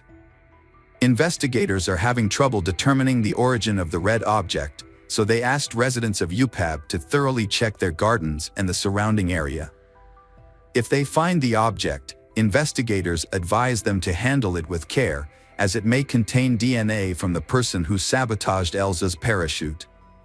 Unfortunately, people were unable to locate this important piece of evidence. After Elsa's tragic death, an unexpected event occurred on Monday. Babs found the pilot's parachute. Babs reported that she discovered the parachute when returning from Marcel's apartment and that it had been stuck in a tree along the path between UPAB and Genk. Rather than contacting the police directly, Babs chose to inform Marcel of her discovery. Upon hearing this, Marcel called the police, who quickly arrived at the scene.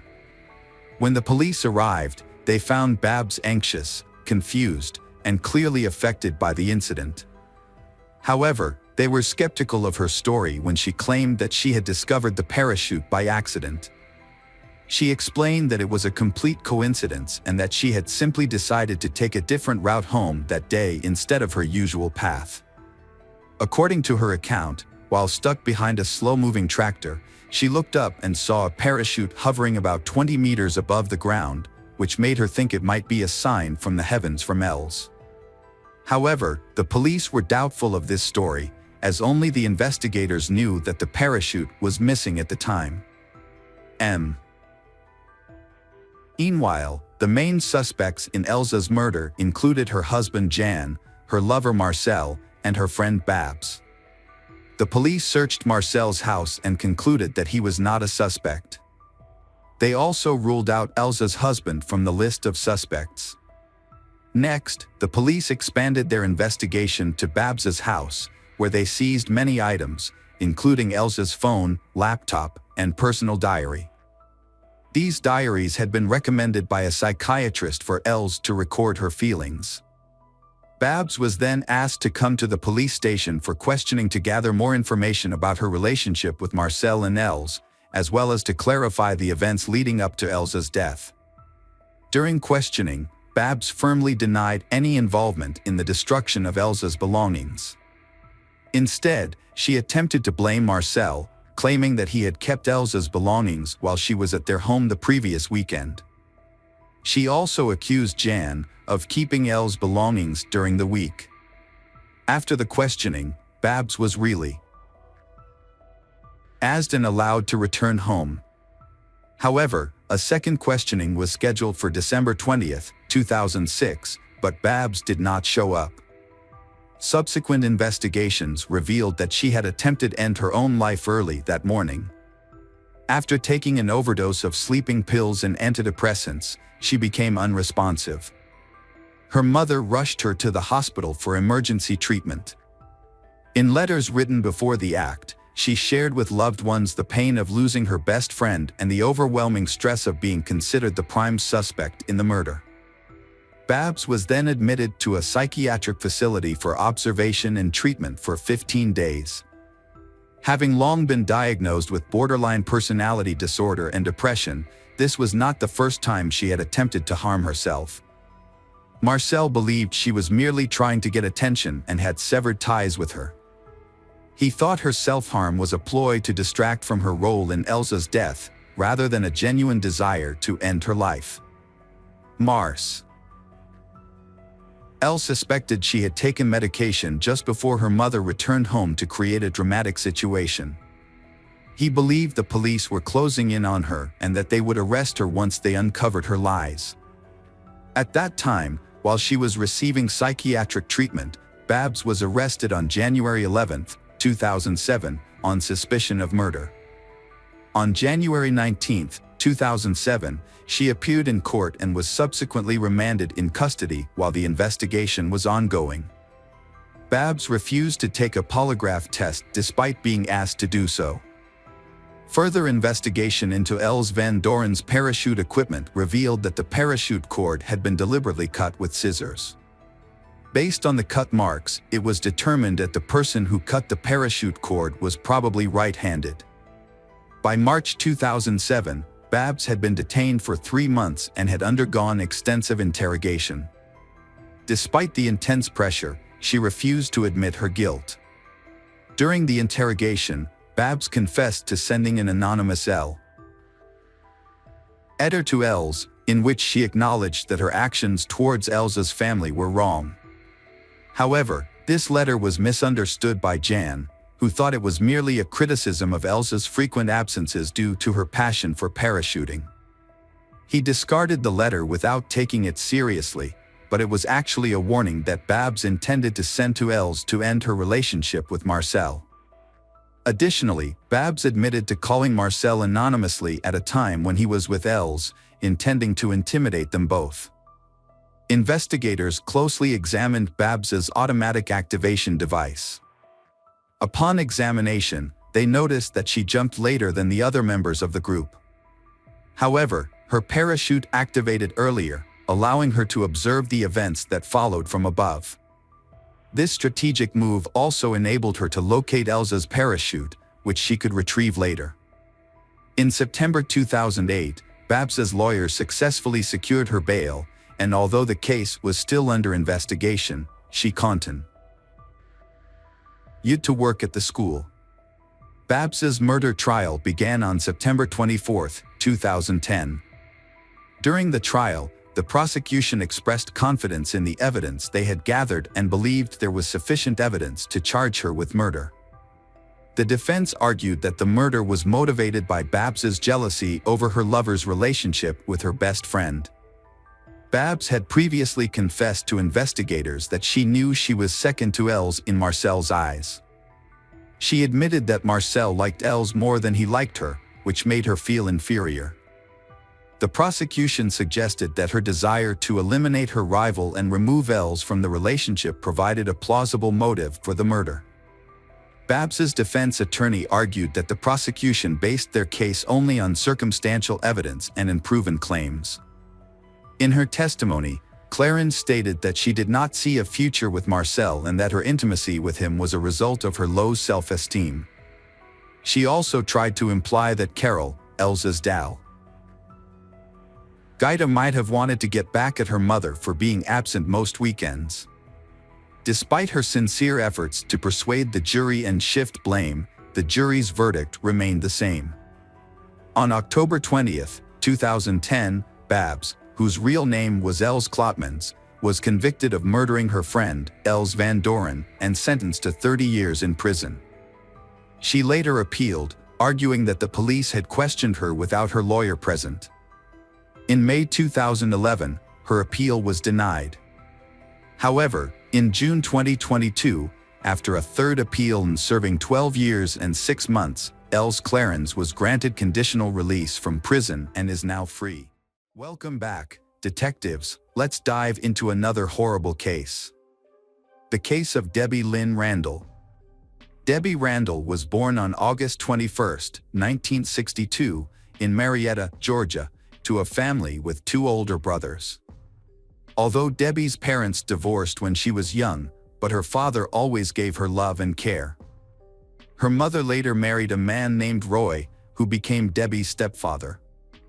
The family resided in a small apartment building, in a quiet neighborhood nearby a military base. Debbie was a happy and outgoing child who enjoyed socializing with friends, playing basketball, and collecting dolls, which she would often spend hours playing with.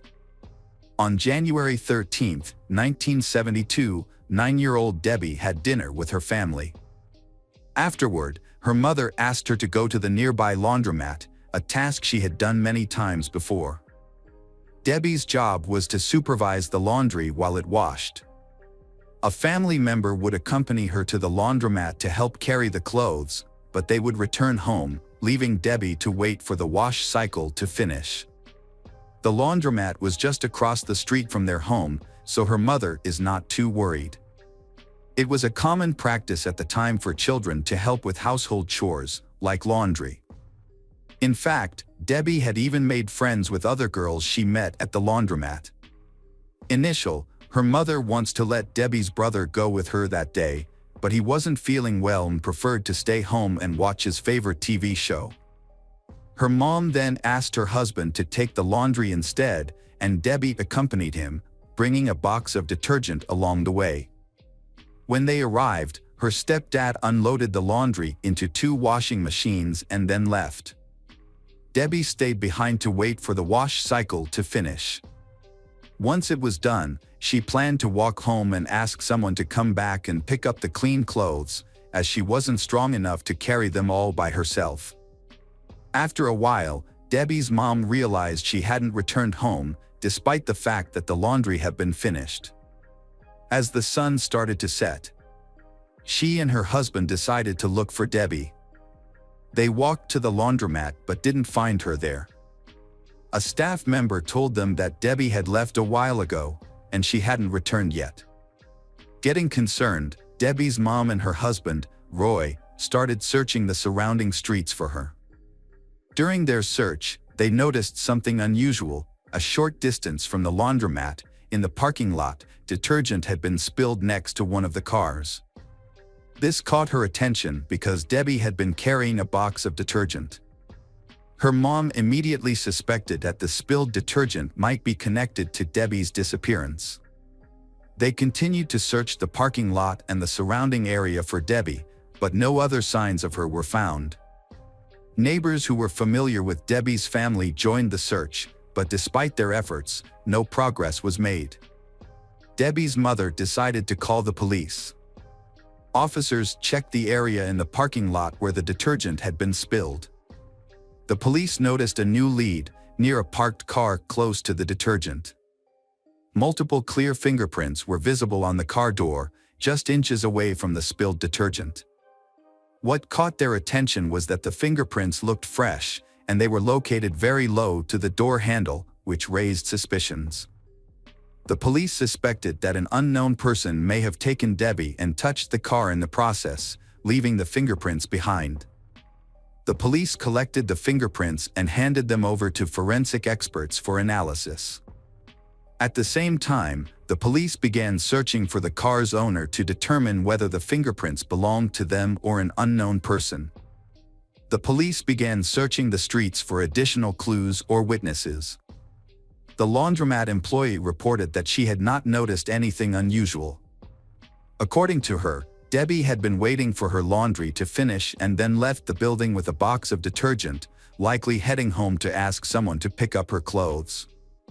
However, it was not long before the police found their first key witness, whose statement would change the direction of the investigation. Sandra, a 12 years old, was walking to the laundromat with her friend to do some laundry. As they approached the laundromat, they witnessed a disturbing scene. A man grabbed a girl from the street and pulled her into his parked car near the laundromat. The girl struggled to free herself and screamed, but the man quickly got into the driver's seat and sped away. In the process, he almost hit Sandra and her friend. One of them shouted after the car as it drove off, but it was too late. At the time, Sandra didn't think much of the incident, assuming the man was the girl's father or a relative picking her up. She didn't report the incident to the police or tell any adults about what she had seen. A crucial witness came forward after learning about Debbie's abduction, providing investigators with vital information.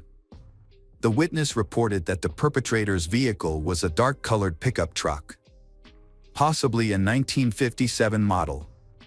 She described the driver as a young white male with thick, dark hair, wearing a white t-shirt, jeans, and black work boots. Additionally, another girl who lived in the same building as Debbie shared her own observations from that evening.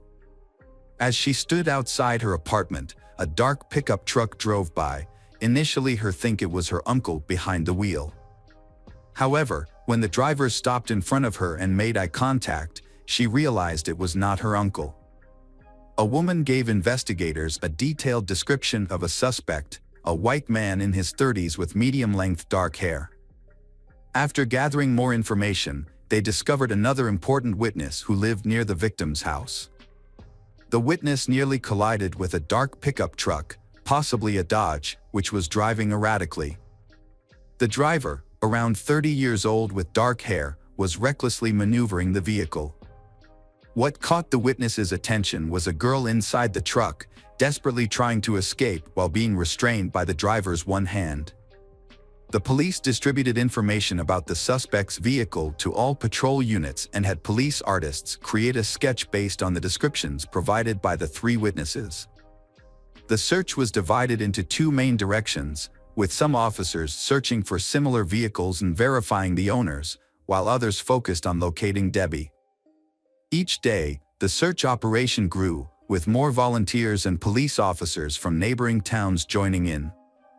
Approximately 4,000 people participated in the large-scale search operation, a record-setting number for both the city and the state. Meanwhile, detectives investigated Debbie's acquaintances, including her male neighbors, stepfather, and biological father. However, after the investigation, all of them were ruled out as suspects. Debbie's father, who lived in the same city, was informed of his daughter's disappearance and immediately joined the search. Detectives searched for Debbie by checking the backgrounds of previously convicted criminals living nearby, but they didn't find any suspects. Despite 2 weeks of searching, no leads were found. On January 29th, students joined the search and were tasked with searching a wooded area close to Debbie's home. After nearly 5 hours of searching, one of the students found footprints leading off the trail and into the forest, indicating that something had been dragged. Following the tracks 150 feet into the woods, the students stumbled upon a human body.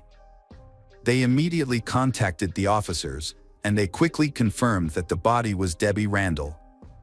She was wearing a lavender dress and a dark blue zip-up jacket with a hood, matching the description provided by her mother on the day she went missing.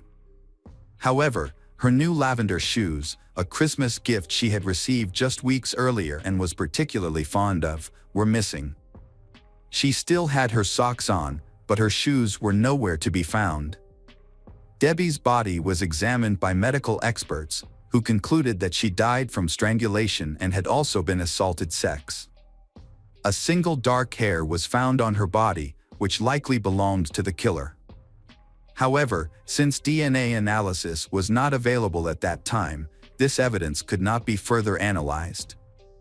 The experts used a microscope to examine the hair and made a guess, based on their knowledge at the time, that it belonged to a man between 18 and 30 years old. Debbie's clothing was contaminated with dirt, which, in the absence of other leads, detectives decided to scrutinize more closely.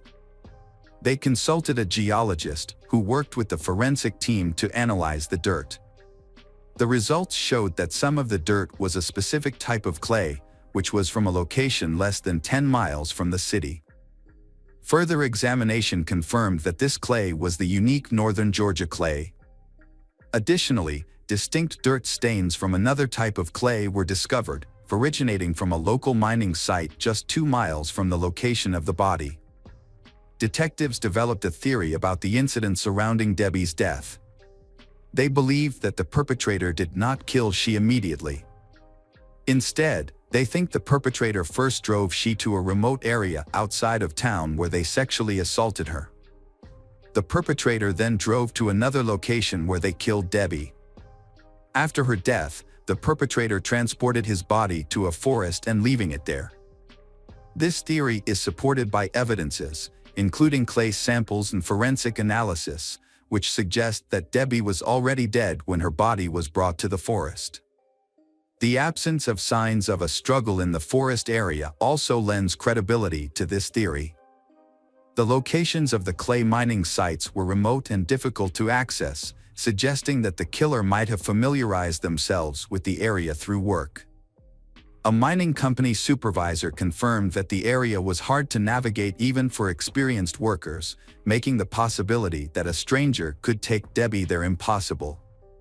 Police investigated employees from both companies, searching for a man matching the description suspects or someone with a similar car, but this investigation did not produce any leads. They also found fingerprints on the car near the abduction site, which they compared to those of all suspects, but unfortunately, this did not yield any results. The news of Debbie's brutal murder sent shockwaves throughout the city, drawing thousands to her funeral to pay their respects. Despite the local police department's relentless pursuit of justice, the case hit numerous roadblocks, leaving investigators with no new leads for years. The case went cold, but detectives continued to work tirelessly, scrutinizing dozens of suspects yet struggling to establish their involvement. For lead detective Morris Nix, who was just 19 when the case began and has been involved from the start, solving Debbie's murder has become his primary motivation. He pursued multiple leads and suspects over the years, carefully evaluating the evidence and eventually narrowing down the list to 4 men he considered the most likely suspects. The FBI created a DNA database, and experts were able to obtain the perpetrator's genetic profile from a hair found on Debbie's body. The DNA was added to the database, but no matches were found. This suggests that the killer had either never committed a serious crime before or their DNA had not been collected by authorities yet. 43 years after the murder, in 2015, detectives reopened the case and decided to reanalyze Debbie's clothing using advanced technology, as the items had been stored in the evidence warehouse all that time. Experts discovered biological material from a man on the evidence. Debbie's mother spent decades hoping to see her daughter's killer caught and brought to justice. In a 2018 interview, she revealed the pain of living in an apartment where there were many memories of her daughter. Although she eventually moved to a new city, the lack of progress in the case weighed heavily on her for years. When she gets old, her one wish was to see the case resolved before she passed away. Sadly, she passed away from cancer at 78, just weeks after the interview, and her wish was left unfulfilled. She was laid to rest beside her daughter. In 2019, the local police department received extra funding, allowing them to conduct a more detailed analysis of Debbie's clothes. The experts successfully extracted a full DNA sample, but unfortunately, the perpetrator's DNA was not found in the FBI database. Debbie's father was also interviewed, sharing that he thought about Debbie every day over the decades. He held on to a box of her old photos, hoping to reunite with her in heaven. Sadly, he passed away in 2022, just after the interview. In 2022, detectives focused on the case, following their one lead, DNA. They contacted a Florida company that specialized in genetic genealogy, an innovative DNA analysis method. The police provided the company with all the biological samples they had collected over the years. Using these samples, experts created a DNA profile of the suspect and searched for his relatives in genetic databases. To identify the killer, investigators exhaustively examined thousands of using genetic genealogy, then they focused on one family in Marietta.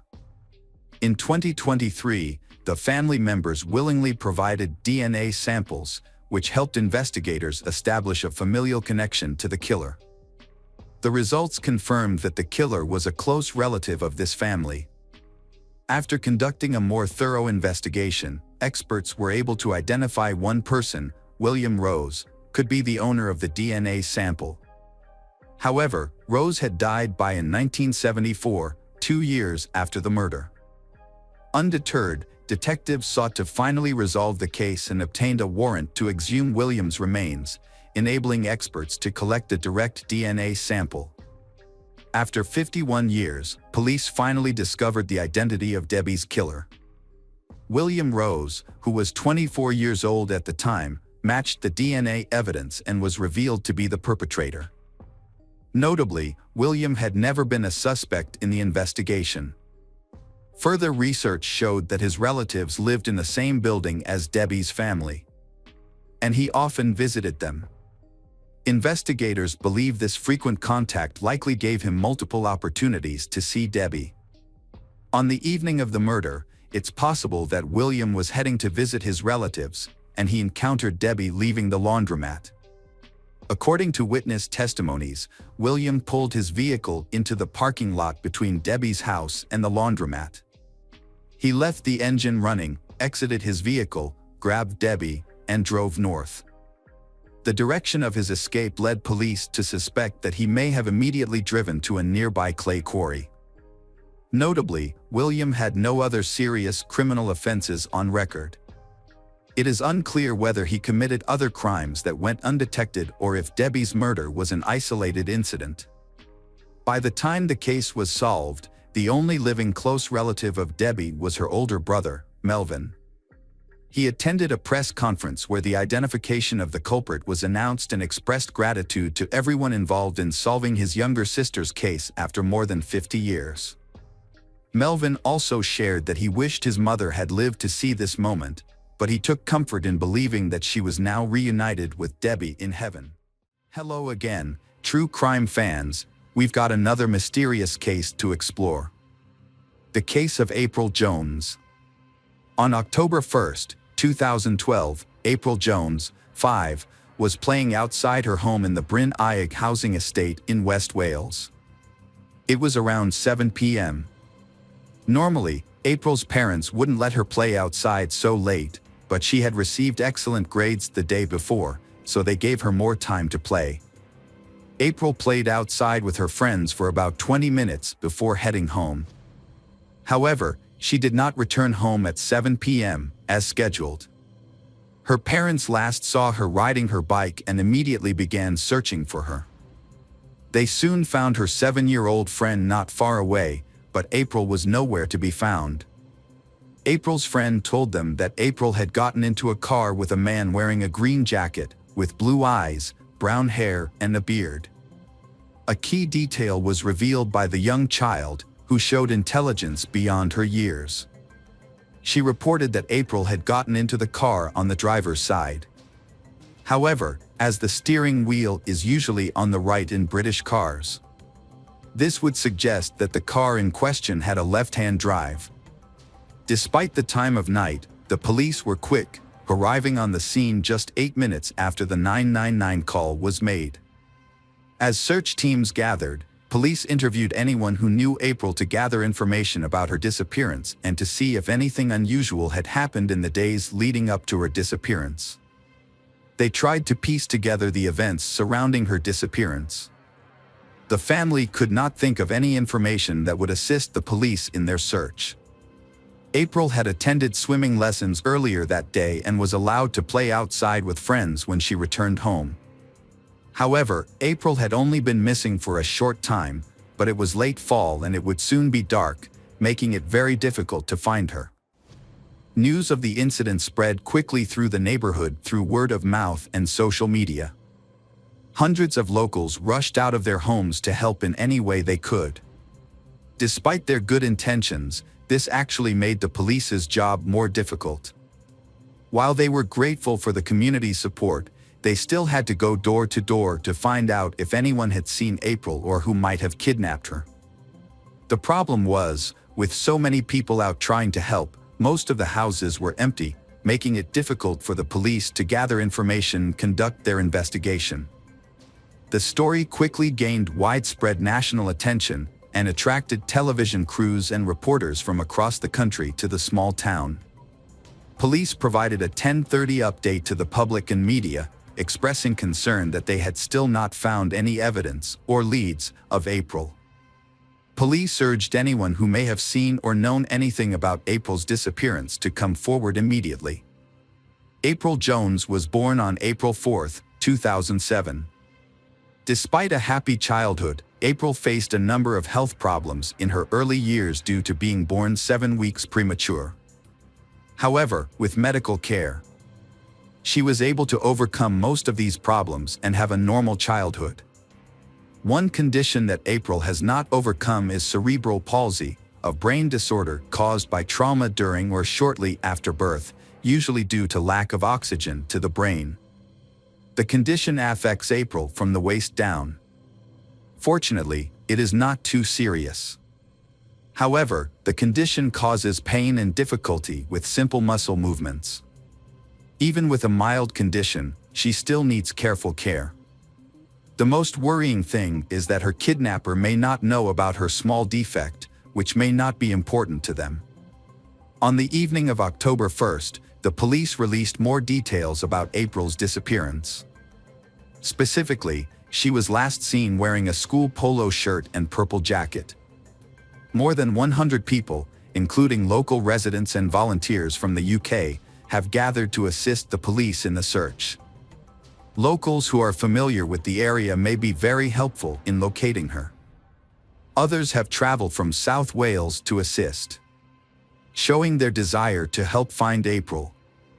The search area near the town was vast and dangerous, spanning 60 square kilometers of mountains, waterfalls, gorges, dense forests and uneven terrain. Severe weather conditions, including heavy rain and overcast skies, made the search even more difficult. To ensure their safety, police carefully organized volunteers into several search teams. For 8 hours, teams braved the weather and traversed the difficult Welsh countryside to find April.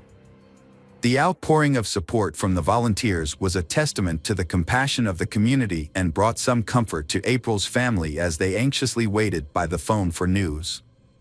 Police initially banned the family from participating in the search, fearing they would be fined. As the situation became more desperate, with April still missing, the police issued a child rescue alert on October 2, 2012. This alert allowed the police to share vital details about April and her abductor with all UK police agencies. As a result, the entire nation learned of the case for the first time. 14 hours after April went missing, the media put enormous pressure on the police. They also raised questions about the police's handling of the investigation. It could be argued that the criticism of the police was unfair. Despite the harsh weather conditions, the police quickly organized search parties and searched for April throughout the night. Considering the circumstances, it is unlikely that they could have done more that night. After Inspector Andy John took over the investigation, he provided the public and the media with regular updates. He also erected barricades and directed officers to set up checkpoints. During the investigation, posters with April's picture were distributed in the hope that someone would come forward with information. Police received numerous reports from local residents and people in the surrounding areas. In reviewing these reports, one name was mentioned repeatedly: Mark Bridger.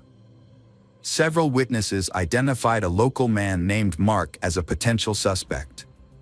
He was known to drive a Land Rover, had blue eyes, and a short beard. He was also notably left-hand drive. Several witnesses reported seeing Mark or his vehicle in the area at the time of April's disappearance.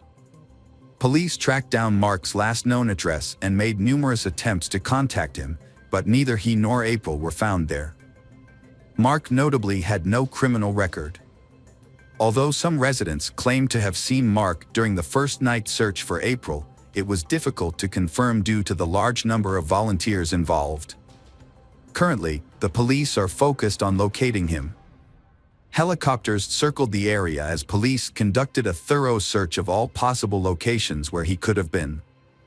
They learned that Mark had recently moved into a new house called Mount Pleasant. There was no sign of life to the police when they arrived. The house did not have any cars. They entered the house and called April's name, but she did not respond. At that time, it was unclear whether Mark had been hiding from the police. However, at 4:30 a.m., they issued a statement announcing his arrest. A police plane spotted him walking with his dog along a country road, not far from April's family home. He appeared to have tried to change his appearance by cutting his hair and shaving his beard. The helicopter guided the police patrol car to his location. When the police stopped him, the officers asked him his name, and he answered truthfully, without hesitation. They then asked, "Where is she?" Mark responded by explaining what had happened, saying, "It was an accident. I accidentally hit her with my car, and I don't know where she is." They then took him to the nearest police station in Aberystwyth. Meanwhile, in April's hometown, an extensive search operation was underway. Police units, K9 search teams, volunteers, and mountain rescuers scoured the Welsh countryside, searching every area thoroughly. Despite their tireless efforts and determination, April remained missing. Along with a hardworking, determined team of emergency services, hundreds of volunteers from across the country stayed up all night, slept for a few hours, and then resumed the search.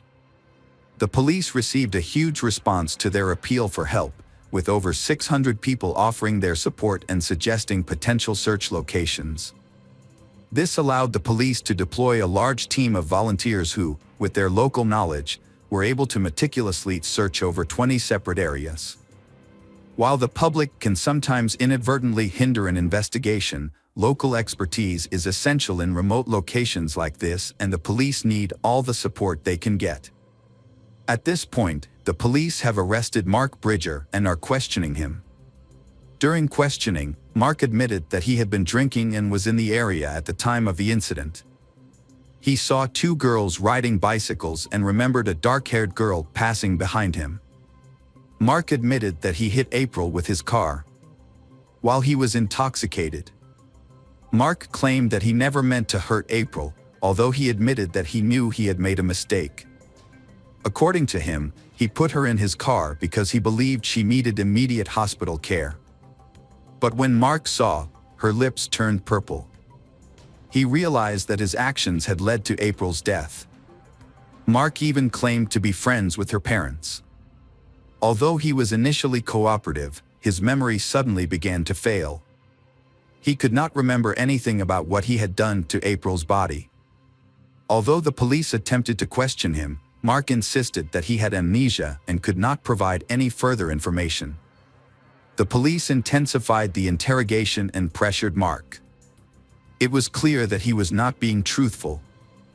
As a result, the police began to doubt whether April was really dead. The police decided to have Mark recount the events that happened the previous Tuesday, the day he was arrested. and they planned to use this opportunity to extract more information from him.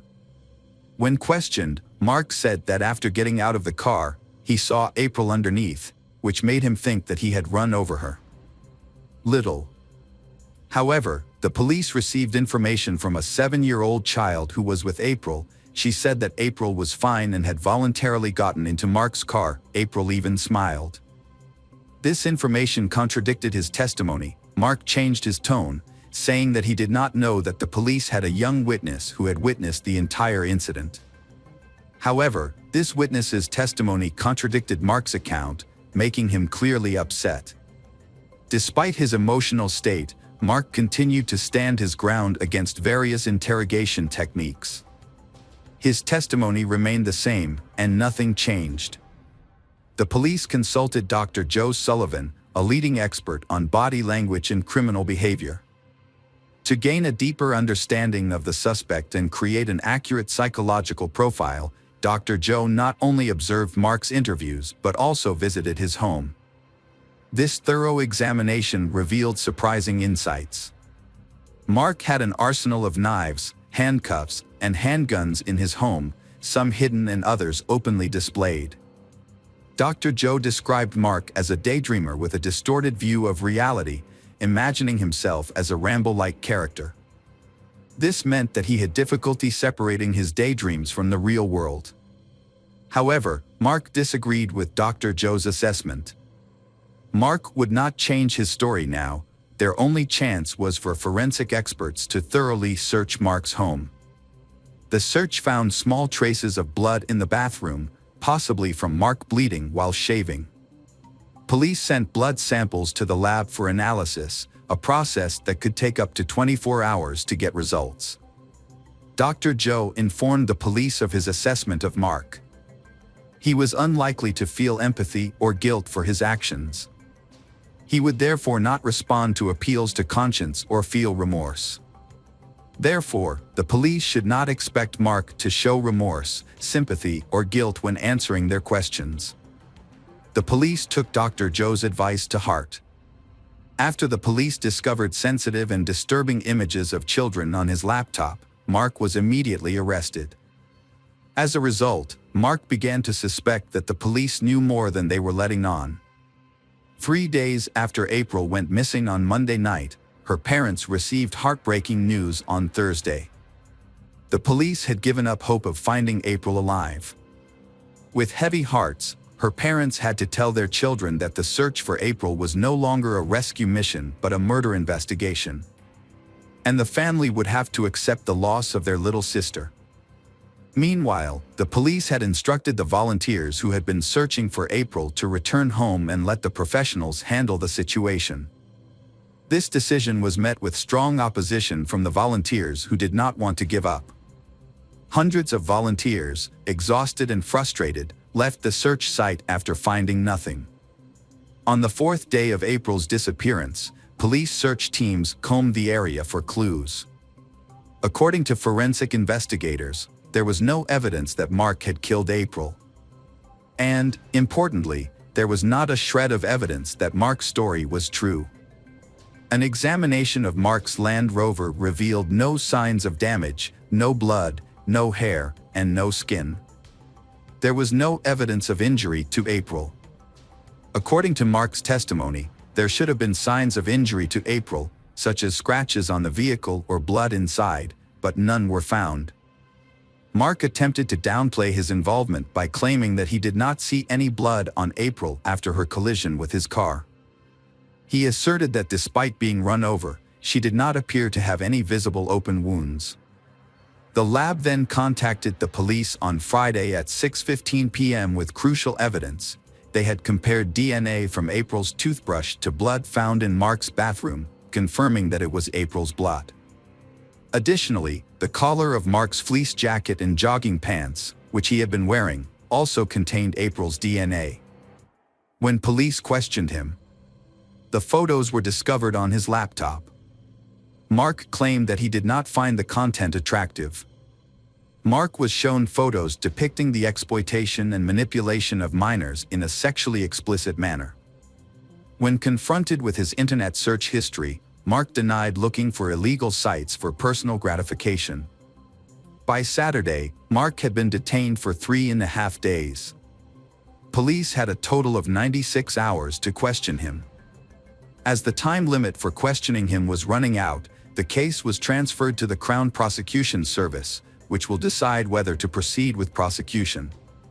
Police questioned Mark several times about the disturbing images found on his laptop. As the investigation continued, they struggled to find new ways to persuade him to reveal the truth. When asked if he wanted children, Mark replied that he did not want to be a father. The police then asked, "Did you masturbate to these pictures?" Mark denied it. Mark initially remained calm, but his demeanor began to collapse as the conversation progressed. He flew into a rage and began swearing, clearly upset that someone had suggested he was a pedophile. The case was then referred to the Crown Prosecution Service for further action.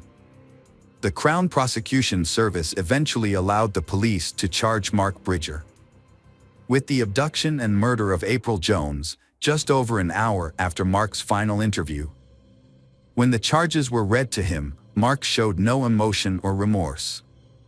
Over the next 2 weeks, forensic investigators searched Mark's home and found traces of blood that belonged to April. The fireplace was also searched, where a number of badly decomposed bones were discovered. However, due to their poor condition, it was not possible to determine for certain whether the bones belonged to April.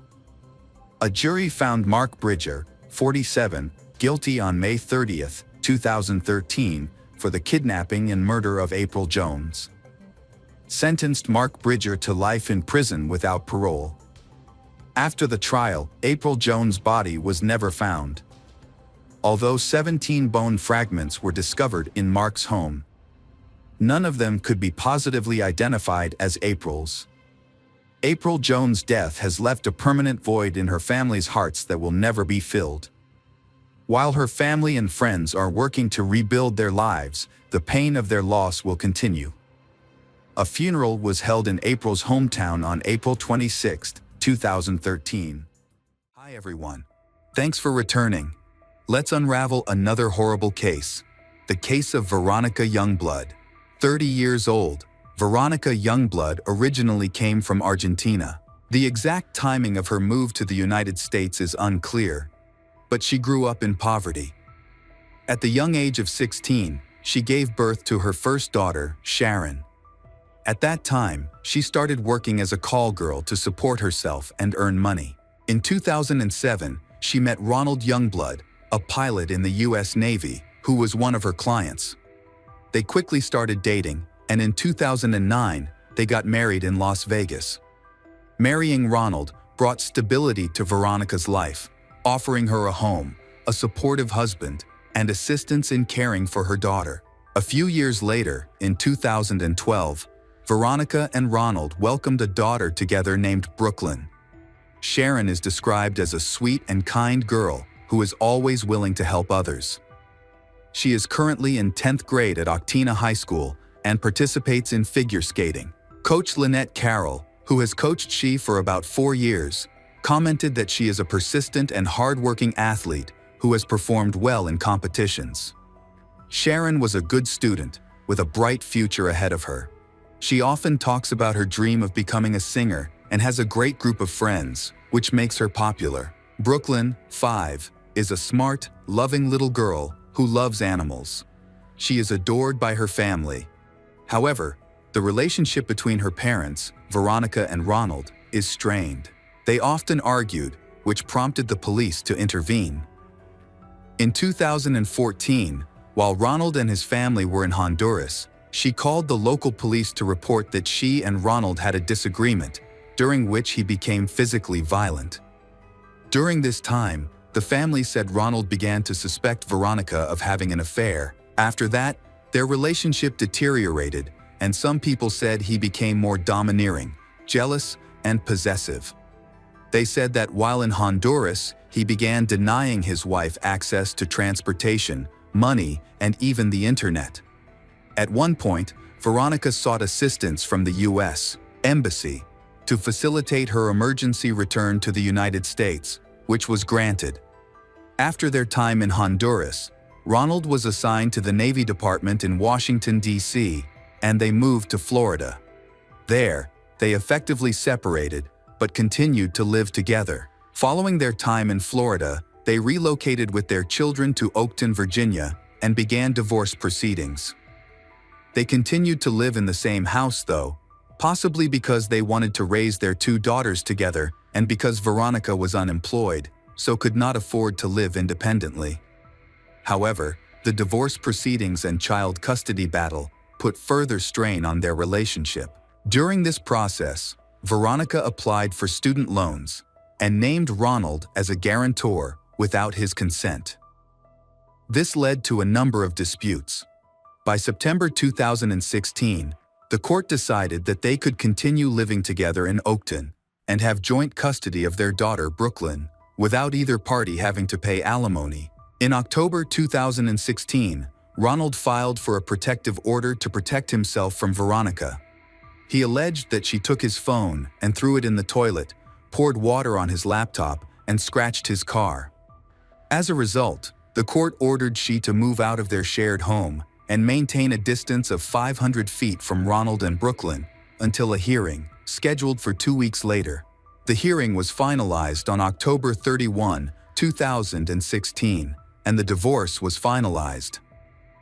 After the hearing, Veronica most likely moved back into the marital home because she and Ronald began living together again.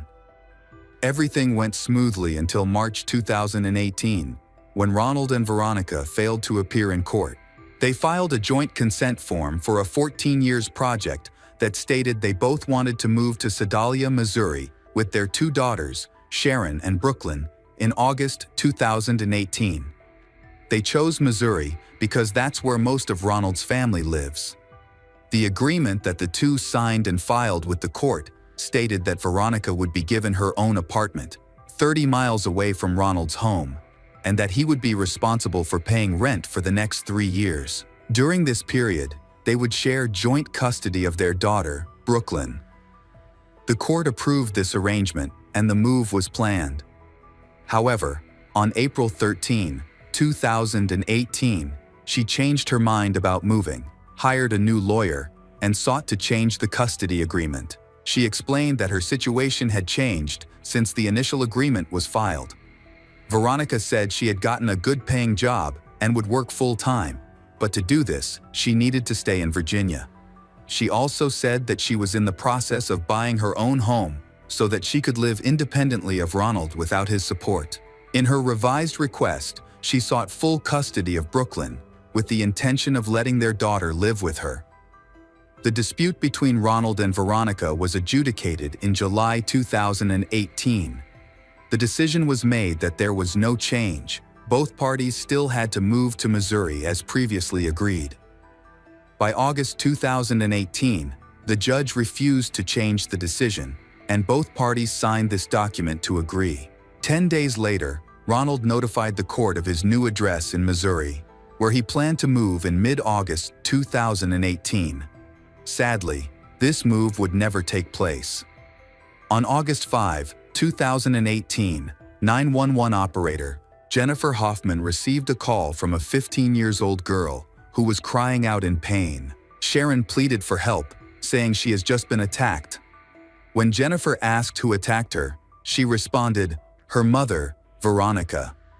Sharon said her mother came into room while she and her younger sister, Brooklyn, were sleeping. Her mother said she was going to take her to God, then attacked her. Jennifer tried to reassure Sharon, informing her that help was on the way and to stay calm. However, Jennifer then heard the girl screaming and moaning in pain, repeatedly pleading. She said she didn't want to die. Please help her. Finally, in the evening, the rescue team arrived at the apartment on Lincoln Street. They found Sharon alive, with 2 wounds, one in the back and one in the chest. Tragically, her little sister Brooklyn was discovered dead in her bed due to injury to the head. Sharon was still alive at the time, but in critical condition. She was rushed to the hospital, but unfortunately, she did not survive. She fought bravely, but died just a few days later. When police arrived at the scene, they did not find Ronald or Veronica. Later that evening, they located Veronica. She went to a friend's house and knocked on the door, with a gun in her hand. Her friend called 911, leading to her swift detention. Upon her arrest, officers discovered she still had the gun with her and was driving a rental car. The police also found 2 ammunition magazines for the weapon. During her interrogation just a few hours later, Veronica confessed that she had bought the gun with plans to kill her daughters, Ronald and Veronica. Then she will die too. She mentioned that she was unhappy with her life, but did not elaborate further. The police later learned that immediately after the shootings, she called Ronald to inform him that she had killed their daughters, and she intended to die as well, adding that she hated him. During the police interrogation, Veronica confessed to her guilt. When the investigator asked what punishment she thought she deserved, she stated it should be the death penalty. Although Virginia has abolished the death penalty, the officers present during the interrogation noted that she spoke in a flat, emotionless manner throughout. As a result, she was charged with first-degree murder for the deaths of her 2 children. At her initial court hearing, she indicated that she did not require a public defender and did not want to hire a private attorney. However, eventually, she hired a lawyer. And at her plea hearing, she pleaded guilty, citing insanity. Veronica delayed each court hearing in her case. The next hearing was pushed back for several months because she repeatedly refused to leave prison to attend. Ultimately, the murder trial began in March 2023. Recently, the prosecution argued that she was not insane. Instead, they claimed she had carefully planned the murders of her daughters, Sharon and Brooklyn, as revenge against her ex-husband, Ronald. The murder occurred just days before Brooklyn and Ronald moved to Missouri. Veronica had just gone through a difficult divorce and was trying to get revenge. The prosecution presented a detailed timeline, demonstrating the premeditation behind the crimes. 9 days before the murders, Veronica attended a local gun show and purchased a gun. Prosecutors allege she did this with the intention of killing both her daughters, Sharon and Brooklyn. On the day before the shootings, Sharon asked Veronica if her mother had planned to kill her and Brooklyn, and if so, that would be horrible. The prosecution contended that Veronica had been plotting the murders for several days. On the day of the crime, they claimed she gave both children chewing gum laced with sleeping pills to incapacitate them. She then went into each room and attacked each of his daughters. During the investigation, it was discovered that Veronica had attacked Brooklyn in the head, causing her instant death. For Sharon, after the first attack, little girl woke up and started screaming. She asked her mother why she had shot her, and her mother replied that little girl was going to see God. Veronica then struck her again in the chest and left the apartment. Finally, Veronica called Ronald and left a voice message saying, "She killed Brooklyn, she killed Sharon, and she will die. She hates him. Goodbye." The prosecution alleged that Veronica was a liar and a manipulator. They said she caused chaos and shirked responsibility for her own gain. They described her as cruel, selfish, vengeful, and calculating. They claimed that she planned and executed the murder plot to get revenge on her ex-husband, Ronald. The defense, on the other hand, argued that she was suffering from psychological problems. They said she had been abused by a cruel man who had physically and mentally abused her. The defense claimed that Ronald never loved her and that she had suffered abuse since childhood. The lawyers again pointed to the poverty that Veronica and her younger sister lived in. They said she had suffered abuse from her grandfather and daily beatings from her parents, to the point where she was at one point unable to walk. Her father would often beat her with tree branches, belts, and brooms. After years of living in such cruel conditions, her parents abandoned she and her younger sister without a word, leaving them to fend for themselves. Then, Veronica was forced to turn to sex work to provide for her daughter and support her sister. During the proceedings, her younger sister gave a statement in which mentions that since childhood, she has followed a South American religion called Umbanda. This religion believes in the existence of a supreme creator, the ability to communicate with the spirits of the dead, and the concept of reincarnation, spiritual growth, through various practices. The defense used this information to argue that Veronica believed she had the ability to communicate with the dead. The defense argued that Veronica had suffered abuse and neglect in her past, and that in addition to these factors, she suffered from severe mental illness. She reported having heard voices throughout her life. At trial, she claimed that she had heard voices that night, leading her to believe that she had to kill her daughters. The defense argued that she suffered from post-traumatic stress disorder and depression. They asserted that she was terrified that her children would experience the same abuse she endured as a child if they were separated from her. Veronica's defense team said she went to the police and asked for the death penalty. This shows that she intends to die. During the trial, various witnesses, including doctors who attempted to save Sharon's life and people who knew Veronica, Ronald during their marriage, provided testimony. One of the witnesses was Manuel, a defense attorney, who met Veronica by chance at the time of the incident. He shared that they met in the summer of 2018, and when they first met, she seemed calm and composed. However, by the end of July, things had changed.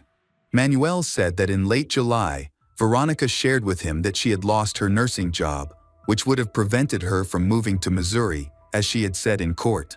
During their conversations, she expressed a desire for a more serious relationship, but he responded that he was not ready for a serious relationship. Therefore, the two decided to end their relationship at that time.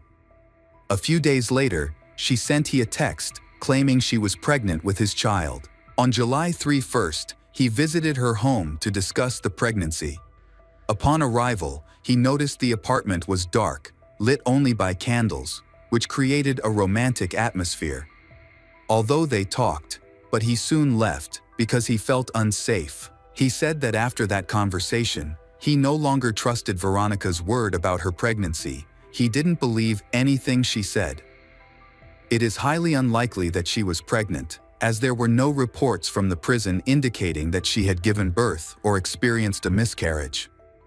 After their conversation, Manuel instructed his lawyer to send Veronica a letter, telling her not to contact him again. He mentioned that he saw she again on August 5, when she appeared at his doorstep. She was calm and seemed cold, asking to come in.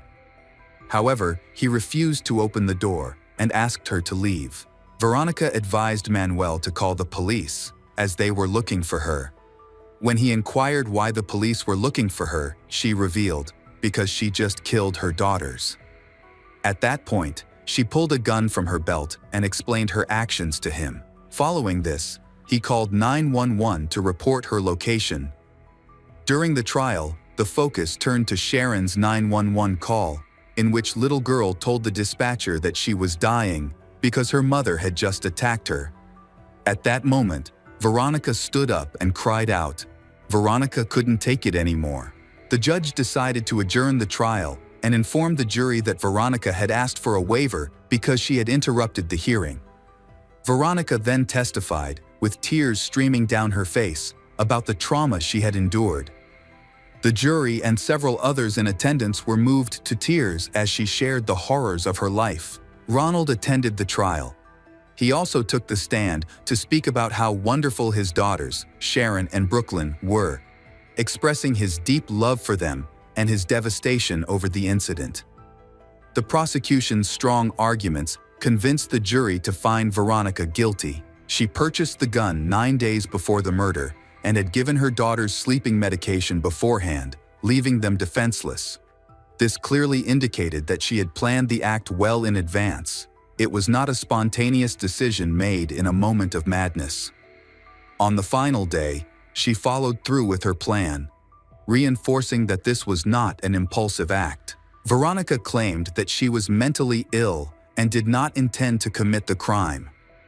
She had endured abuse throughout her life, which contributed to her mental health struggles. She believed that her actions were meant to protect her daughters from the same abuse she experienced as a child. After a 2-week trial, the jury began their deliberations and returned the next day with a verdict. They determined that Veronica was not insane at the time of the crime and found her guilty of first-degree murder for the deaths of Brooklyn and Sharon, as well as for using a firearm during the commission of the crime. During the sentencing phase, the jury decided that prison was the appropriate consequence for Veronica. Upon hearing her sentence, Veronica reacted with anger, shouting, "No, no," and leaping from her chair. Court officials had to escort her out of the courtroom. Then, she was taken back to prison under special surveillance. A few days later, the jury returned to impose a sentence of 36 years in prison for each murder and an additional 3 years for each firearm offense. In total, Veronica will serve 78 years in prison. Throughout their relationship, Ronald and Veronica both caused each other harm. She may have had some psychological issues, believing that harming her daughters would get back at her ex-husband, Ronald. However, he is not without fault either, and many of Veronica's past experiences likely shaped her personality and her relationship with he. If Veronica feared her daughters would suffer the same abuse she endured as a child, it's important to note that she had full custody of Sharon, and only Brooklyn had to leave. She needed to move to Missouri, a plan she had agreed upon with Ronald. If she had followed through with this move, Brooklyn would not have been so far away from her. Welcome back, detectives. Let's dive into another horrible case. The case of Sierra Halseth. Sierra was a sweet young girl who loved spending time with her father, taking lots of pictures together. However, she burned those pictures and ran away with her boyfriend. She later blamed her father for everything, claiming that he had abused her. But was her words true? If so, why had no one heard of them before? Here is the full story of Sierra Halseth, her sudden change in behavior, and the tragic death of Daniel Halseth.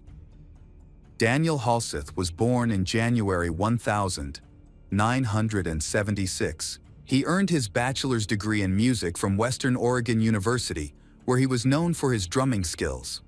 He then pursued a degree in business, with the goal of becoming a successful businessman, and he eventually achieved that goal.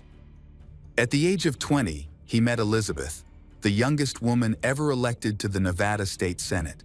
They got married in March 2001, which led Daniel to move to Nevada. The couple had 3 children, Dana, Jordan, and Sierra. They settled in Las Vegas because Daniel found a job there, but the family was not happy for a long time. 10 years after their wedding, Daniel and Elizabeth divorced. In October 2011, Daniel was arrested after Elizabeth accused him of trying to force her to have sex, even though they were still legally married. A month later, he filed for divorce, accusing Elizabeth of cheating on him. Sierra's siblings were still young when their parents divorced, but the family's troubles continued. Daniel and Elizabeth both remarried quickly. Despite this, Daniel and his ex-wife Elizabeth maintained their relationship for the sake of their children and even maintained a joint bank account. However, due to the constant instability, Elizabeth began a custody battle that lasted until Sierra started high school. Eventually, Dana and Jordan moved in with Elizabeth, while Sierra stayed with Daniel. The father and daughter have a close bond, and Daniel often shares photos of him and Sierra having fun together on social media, showing his love for his youngest daughter. In June 2020, Sierra began dating 18-year-old Aaron Guerrero, who was 2 years her senior. Unlike typical high school relationships, their relationship progressed quickly. They began making alarming plans for the future, including robbing their parents and running away to California. Both sets of parents quickly noticed negative changes in Sierra and Aaron's behavior, fearing that the situation would worsen if the kids spent time together. Unfortunately, the parents' worries and concerns led the couple to make poor choices. By Christmas 2020, Aaron and Sierra's families decided that the young couple should stop dating, and they were officially banned from dating. While it may seem like Sierra and Aaron are following their parents' wishes, that is not the case. Sierra and Aaron quietly waited for the right moment to carry out their plan of revenge against their families. Their goal was to eliminate their parents who had hindered their relationship. On December 16, 2020, Sierra's father, Daniel, wrote a heartfelt post for her birthday, expressing his love for her. He shared that when he was 9 years old, he dreamed of having a big family and always wanted to be a great father. He expressed his happiness that he had fulfilled that dream, especially because he had Sierra. Little did he know that Sierra was plotting to kill him at the time. On April 3, 2021, Daniel shared an old video online of him and his daughter having fun together, saying that they were enjoying their time. 5 days later, Sierra ran away from home. That same day, another unusual thing happened. $1,300 was withdrawn from her parents' joint bank account without any notice. Elizabeth found this strange because Daniel would never withdraw such a large amount of money without informing her. Elizabeth sent Daniel a text message, but he did not respond all day. By this point, many people, including Elizabeth and his mother, Christina, were worried because Daniel had stopped answering his phone. Elizabeth then texted her daughter, Sierra, to ask how Daniel was doing. Surprisingly, Sierra replied that Daniel's phone was broken, but he was fine. However, Daniel's family grew increasingly concerned. They knew he could use his laptop to communicate, and if his phone was broken, he could fix it quickly. Daniel regularly posting videos on Instagram and sharing his thoughts on Twitter with many followers. His mother was aware of this, so his sudden silence was concerning to her. She asked a family friend to check if Daniel was at home. The family friend contacted Sierra to find out where her father was. Sierra replied that he was in the shower. The friend then asked why Daniel wasn't answering his phone. Sierra explained that her phone was broken. She assured the family friend that she would have her father call back from another phone as soon as he finished showering. However, that didn't happen, and the next day, Sierra stopped answering calls and texts. Christina's increasingly concerned when Sierra did not respond to her texts. Concerned, she decided to call her niece, but Sierra only said that her father was in the shower. In a fit of rage, Christina threatened to call the police, causing Sierra to stop answering her phone altogether. That day, surveillance footage showed Daniel's blue Nissan leaving the area, causing Christina to become even more concerned. She continued to call on Wednesday, debating whether to contact the police or have Peggy and Joey come over. Eventually, Sierra stopped answering her phone altogether. Meanwhile, Joey and Peggy, Daniel's landlords and close friends, were on their way, but they informed Christina that it would take a few hours for them to arrive because they were out of town. Christina was so worried that she decided to call 911 to report that her son, Daniel, had been missing for 2 days. Daniel had been absent from work, and friends and family had been unable to reach him. Christina noted that Daniel was not usually like this. He lived with his daughter, who was also not returning calls or texts. The most worrying detail was that money had been withdrawn from Daniel's account at 3 different ATMs. Police were then dispatched to the address, but Joe and Peggy had already arrived. When Joey and Peggy arrived at Daniel's house, they found the front door open and Daniel's car gone. They cautiously walked inside and immediately smelled a strong smell of smoke. They searched every room in the house, but found only the remains of a fire. There was no sign of Daniel. However, things took a turn for the worse when they entered the garage. In the middle of the garage, they saw a sleeping bag with something inside. Upon inspection, they discovered Daniel's body, burned beyond recognition. Joey quickly called the police and told them they were the homeowners. They had just arrived and discovered that a fire had broken out in the house 2 days earlier. Joey also mentioned that he had seen a body in a sleeping bag in the garage. A few minutes later, the police arrived at their address. During their investigation, they confirmed that Daniel, 45, had been brutally murdered. The forensic team discovered a significant amount of shocking evidence in Daniel's home. First, they found a chainsaw carelessly left on the living room floor. In the kitchen, there was another saw with blood smeared along its edge, and 2 knives were found in the sink.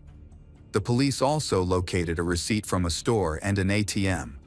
Despite signs of a fire in the living room and the bloody saw in the kitchen, it was evident that someone had made serious efforts to clean the house. Daniel's autopsy revealed a gruesome scene.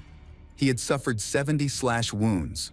Most of these injuries were to his head, neck, and torso. His body, burned beyond recognition, was stuffed into a sleeping bag and moved to the garage. Police concluded that the person responsible for Daniel's death harbored intense hatred, as evidenced by the brutal stabbing and beating he endured. After he died, the attacker even burned his body in the living room. When the police spoke to the family, it was clear that there were no obvious suspects. No one could understand why Daniel had such a vicious enemy. However, Christina noted that Sierra had been acting very strangely. When asked about Daniel's situation, she always replied that her father was taking a shower. And then Sierra stopped contacting Christina completely. Additionally, Sierra had gone missing from the house. On April 9, police received a tip that led them to a receipt from a local store and access to surveillance camera footage. They discovered that Aaron had purchased a saw and gloves. That same day, Sierra was seen in the footage leaving the store with 2 bottles of bleach, using Daniel's credit card to make the purchase. Police quickly gathered information about Aaron. They learned that both families had forbidden Aaron and Sierra from seeing each other, so he ran away from home on April 8. With the addition of surveillance footage, police had enough evidence to issue arrest warrants for them. On April 13, police arrested Sierra and Aaron 400 miles from their home in Salt Lake City, Utah, for not paying their bus fare. When police conducted a background check, they discovered that the couple was wanted for murder. Additionally, police discovered Daniel's blue Nissan, the car Sierra and Aaron had used to get away. Inside the trunk, they found a bloody blanket. Police seized Sierra and Aaron's phones as evidence. They examined the contents and found a disturbing video on Sierra's phone. In the video, Sierra and Aaron talked about killing Daniel without showing any remorse. After Sierra and Aaron were arrested in Utah, they were taken to the Clark County Detention Center in Nevada. The investigation at the crime scene revealed that Sierra and Aaron intended to dismember Daniel, as a chainsaw and a handsaw were discovered in the house and had been recently purchased for that purpose. As a result, Sierra and Aaron face multiple charges, including murder, arson, conspiracy to commit robbery, and 4 counts of fraudulent use of a credit or debit card. On June 15, 2021, Sierra and Aaron pleaded not guilty at their initial hearing. The case has attracted attention, especially because Sierra seems to have no remorse for her actions against her father. Many were shocked by her seeming indifference. Sierra's defense said her parents' divorce and the long custody battle had a significant impact on Sierra. The therapist then explained that this type of trauma can significantly disrupt a child's development. If Sierra had previously experienced emotional trauma, any change or loss could have added to her feelings of despair. Daniel's family has stated that Sierra and Aaron's complete lack of remorse is reprehensible and inexcusable. They expect justice to be served in the most serious manner. They loved Daniel deeply and miss him. This will be their only statement. In May 2022, Sierra Halseth and Aaron Guerrero agreed to a plea deal. However, it is unclear whether the couple truly felt remorse or whether they agreed to the plea deal in exchange for a lighter sentence. The judge sentenced Sierra and Aaron to life in prison, with the possibility of parole after 22 years. This was part of the deal they made when they pleaded guilty to murder and other charges. After 22 years, they could be released around the age of 40, which would give them a chance to start over. After the verdict, Daniel's mother, Christina, spoke to the press, expressing her grief. Christina said that Sarah had shown no remorse for the murder she had committed. In fact, during the trial, Sierra tried to blame Daniel, claiming that she had been forced into the act. Sierra said that her father had assaulted her, pinned her down, and beat her. However, Christina pointed out that Sierra could have reported the incident to the police, but instead chose a different and more tragic course of action. In a surprising turn of events, Aaron was the only one to apologize for his actions. He sought forgiveness from Daniel's family, who noticed that Aaron showed remorse and emotion, unlike Sierra. Hello everyone, today we will learn about another case. The case of Barbara Mullenix. Have you done everything right in your life? Most likely, many will say yes. The lives of the figures in today's story resemble a madhouse. Since its inception, alcohol has remained the most commonly used psychoactive substance. It is not surprising that alcoholic drinks destroy families, destinies, and even lives. Barbara Mullenix was born on May 29, 1950, in Munich, Germany. She spent her childhood there and was described as an ordinary child from a family slightly above the middle class. By the age of 18, Barbara got married. She always dreamed of starting a family, but from the very beginning, it was far from ideal. In particular, the strong-willed Barbara turned out to be far from the ideal wife her boyfriend wanted. She was very hot-tempered. After that, she moved to the USA. In total, she went through 3 marriages, all of which ended in divorce. After her early relationships, Barbara had 2 sons, who had already left home by the time of that events. Only her 17-year-old daughter, Rachel, remained living with her. Rachel was born during Barbara's 3rd marriage to Bruce, a man who turned out to be 9 years younger than Barbara. The entire family settled in Oakland, Oklahoma, USA.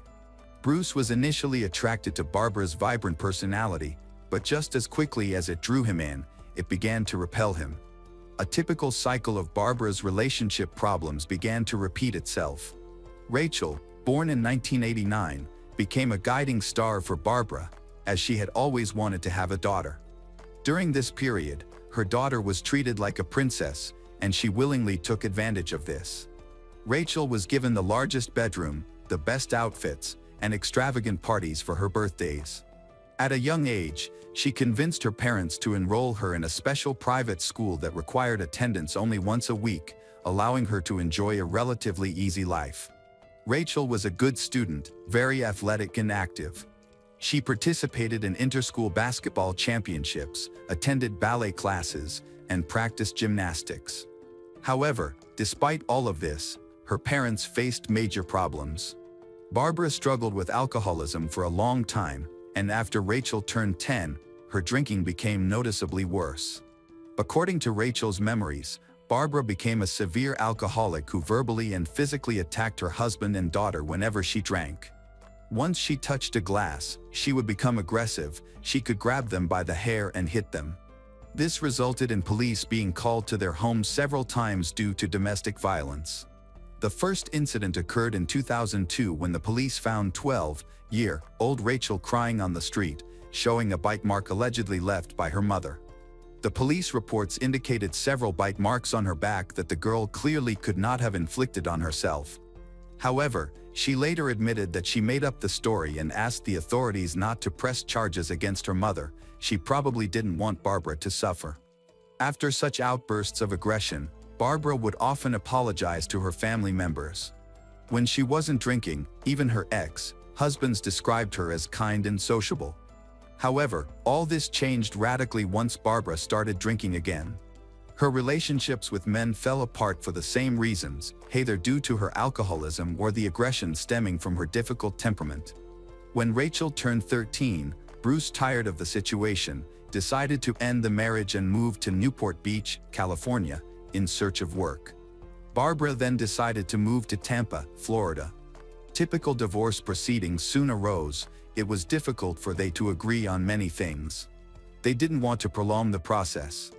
Ultimately, they suggested that their daughter choose with whom she wanted to stay. This was a difficult period for Reiki, as the answer to such questions became too much for her to handle. Her parents ended up in different states, making it difficult for her to visit either parent. In the end, Rachel chose to stay with her mother and moved to Tampa, and her father had to pay child support. This decision shocked Barbara's friends, who were aware of the addiction and believed that this story could not end well. Exactly, the first incidents of trouble soon followed. In 2004, the Tampa police received a call from the home where Barbara and Rachel lived. When law enforcement officers arrived at the scene, they found a woman in tears. She was very nervous and shaking all over. There were injuries on her body, some of which she clearly could not have inflicted on herself. Barbara was reluctant to communicate with the police, answering questions in monosyllables, but from her words, it was clear that these injuries were inflicted by her daughter, Rachel. At the time of the police's arrival, the teenager had run away from home.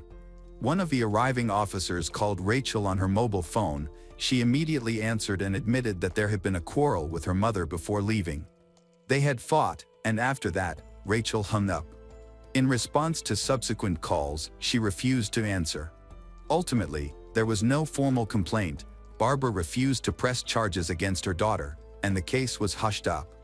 Incidents provoked earlier by Barbara in fits of alcoholic aggression ended in exactly the same way. During this period, Barbara continued to drink, and it seemed that the situation was worsening. She did not work, and they lived on benefits and alimony from Rachel's father, but there was clearly not enough money. By 2005, all this led to the fact that she could not pay the rent, which was high. When they were notified of this and given a day to pack, Rachel called her father in Newport Beach and asked if he could shelter her and her mother for a while until Barbara could recover from another binge and get back on her feet. Bruce doubted that contacting his ex-wife again was a good idea, but there was no other way out. Rachel was very convincing and used a trick. She told her father that if he could not shelter them both, they would be forced to look for other housing and would not go to him. Apparently, Bruce really wanted his daughter to come to him, so he agreed to these conditions.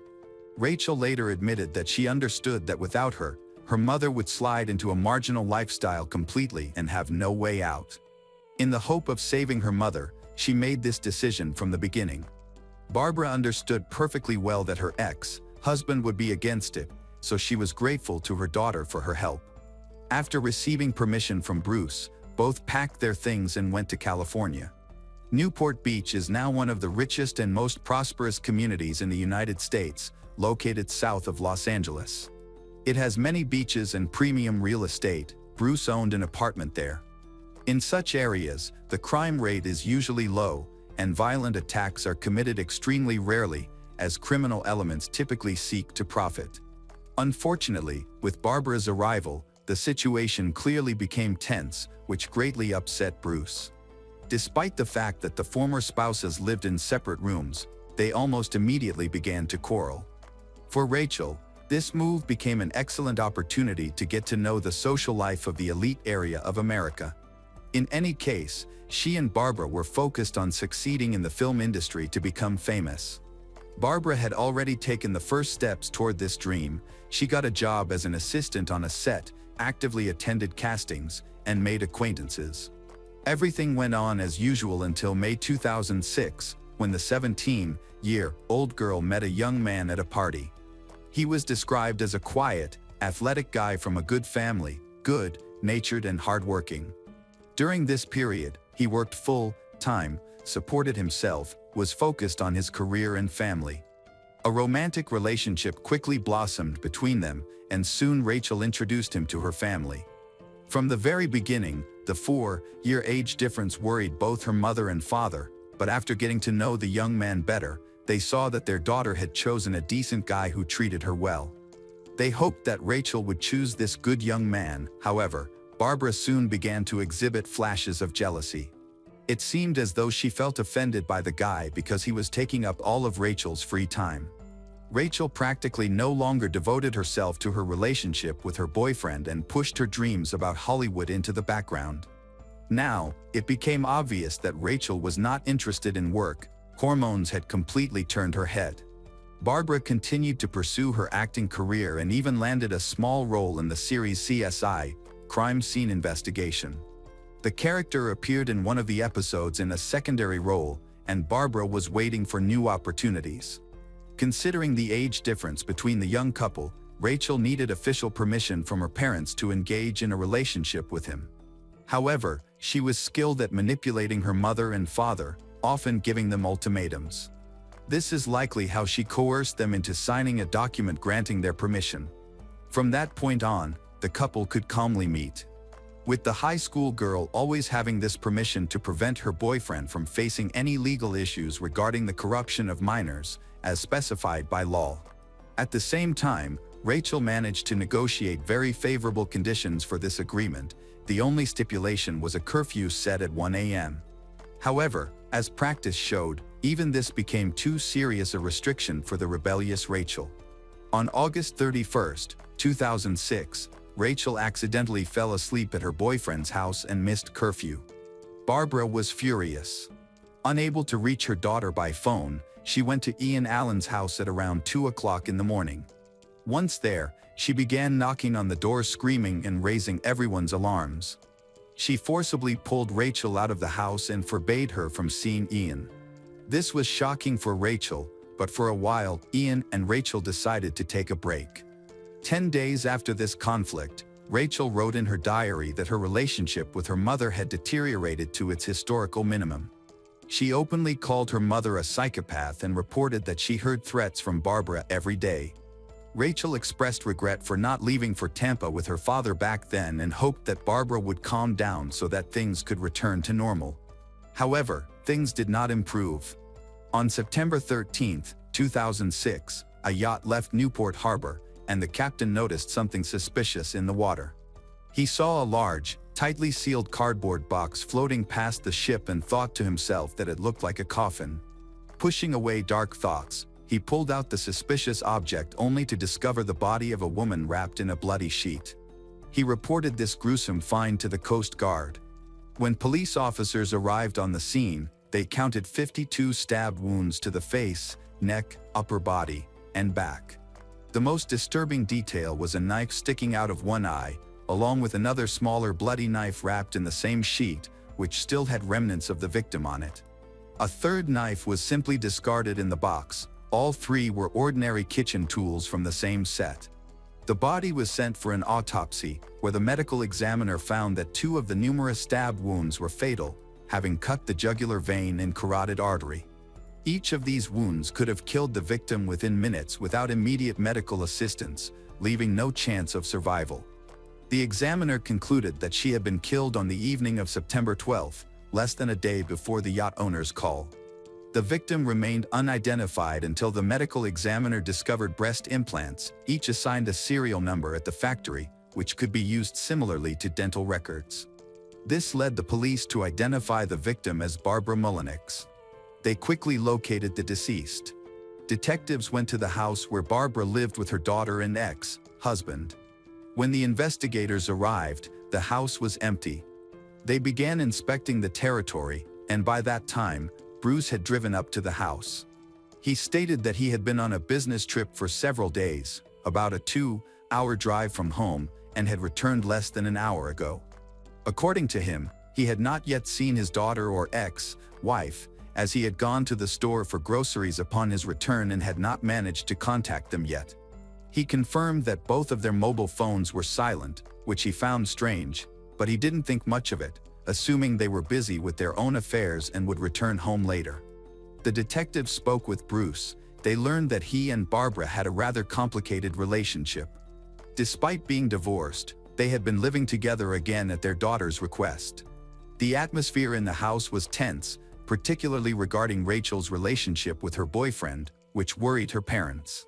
Bruce cited Barbara's alcohol addiction and violent behavior while intoxicated as the main reasons for their divorce.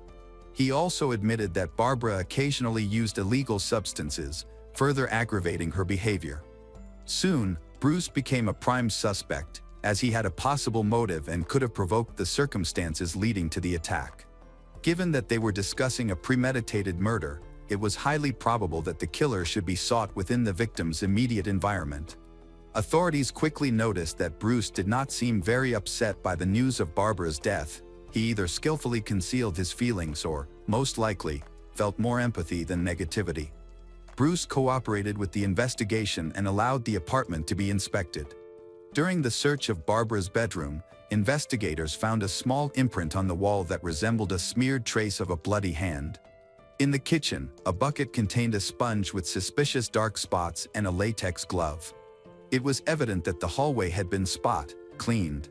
On the table, there was a knife set missing several items that were identical to those found with the victim. With all these facts in mind, suspicions against Bruce grew. The police arrested him and took him to the station for questioning. However, Bruce immediately provided an alibi that was easy to verify. He was indeed hundreds of kilometers away from the city at that time, which could be confirmed through motel records. At the same time, Bruce's colleagues stated that he was working with another client during the massacre. Bruce has been removed from the suspect list.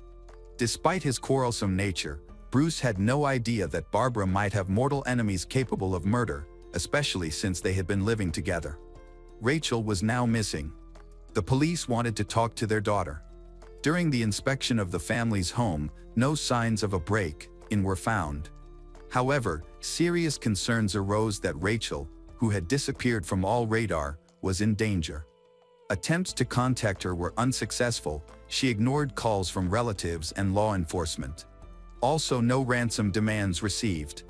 According to the neighbors, the last activity in the apartment was noticed several days prior. They also learned about Rachel's relationship with her older boyfriend, Ian Allen. Additionally, Bruce mentioned the problems that arose between Barbara and the young couple, including an incident when she took Rachel from Ian's house and forbade Rachel from seeing him. It's possible that Ian and Rachel want revenge on Barbara for interfering in their love affair. The police went to Ian's house to talk to him and find out Rachel's whereabouts. Their suspicions were quickly confirmed. Ian was also missing. His parents said that they had last seen him a few days ago, and since then, they were unable to reach him. They were very worried and were about to go to the police station to file a report about their son's disappearance. The police granted them permission to look around his room. Law enforcement took Ian's laptop for forensic examination. Shortly before his disappearance, he was planning a route to Tampa, Florida. His car was missing from the family home, leading the authorities to declare it wanted and distribute descriptions of both Ian and Rachel. It seemed they was involved in the crime and was now on the run. Authorities began to track the activity of their bank cards, and less than a day later, they recorded a payment at a gas station in Louisiana. On September 15, 2006, one of the officers noticed Ian's car on the road. He was stopped and surrendered without resistance. Interestingly, as soon as the car was stopped, Rachel ran out, approached the officers, claiming she had been kidnapped and held against her will. Although her story appeared unconvincing, Ian was arrested and taken to the police station while Rachel was sent to the hospital. Doctors confirmed that she showed no signs of torture or even forced detention. It seems she was in the car voluntarily, without any coercion.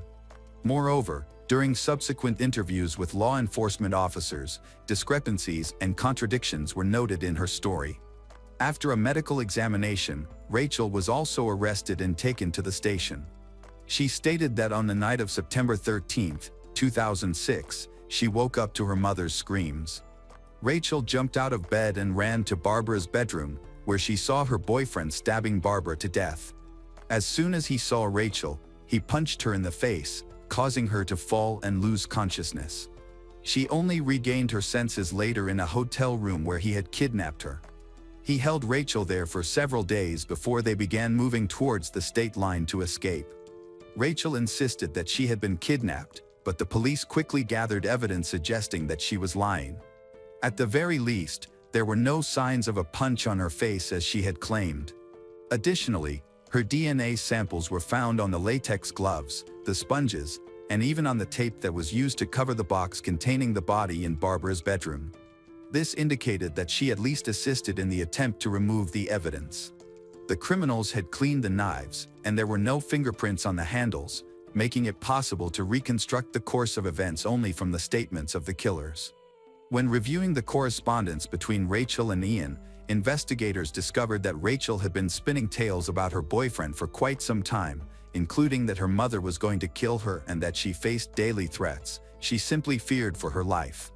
Of particular importance were the girl's messages on the night of the murder, where she wrote to her boyfriend about another conflict with her mother, stating it was time for them to put an end to it. What exactly she meant remained a mystery. Rachel insisted that they had discussed escaping to another state, yet the context seemed more grim. Police reviewed CCTV footage from the gas station Rachel and Ian visited before their arrest. The recordings showed Rachel calmly walking next to her boyfriend, smiling. She was clearly not in captivity. Detectives decided to speak with Ian once more, and until that moment, he had denied any accusations. Finally, Ian confessed that a brutal crime had occurred. According to him, Barbara had threatened that she would press charges against him for the corruption of a minor, fearing that he would lose his job. He believed that Rachel's freedom was at stake, and an unstable, alcoholic woman could ruin his life, which he could not permit. Thus, the young lovers decided that the only way to solve the problem was to kill her. They planned the entire thing together, with Rachel watching for the perfect moment when her mother would be most vulnerable. Thanks to Rachel, he learned that Bruce was going on a business trip at night. He entered the house after Rachel left the door unlocked while her mother was asleep in the kitchen. He took several knives and then attacked Barbara. His first blow landed on her eye. He thought it would instantly kill her, but he was wrong. He could not pull the knife out of her eye socket. Instead of dying, she screamed loudly and began to resist. Out of fear, he kept striking her with another knife because he wanted her to be quiet as quickly as possible. He took the blame for the crime, claiming that Rachel was just watching, then helped to clean the room and dispose of the body. Ian's story sounded convincing but had one flaw. He reported only 2 knives, while police found 3. Investigators believed that Barbara's daughter also took an active part in the murder and used a 3rd knife. They then wrapped the body, along with the murder weapon, in a sheet, placed it in a large TV box, and removed it from the house, eventually throwing it in the water. Bruce's neighbor, Malini, confirmed that on that fateful night, he heard loud noises coming from the apartment. He saw 2 young people, a guy and a girl, carrying out a large box at night, which seemed strange, especially since he had heard women's screams just half an hour earlier. It became apparent that they were disposing of a body to attract less attention. After getting rid of Barbara's body, the young people returned. Rachel was cleaning up the blood in her mother's bedroom while her boyfriend was taking a mattress and several other items far from the crime scene to burn.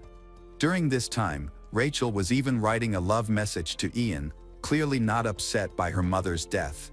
Investigators believe that Rachel actively participated in the crime because she behaved too calmly and did not even attempt to call for help.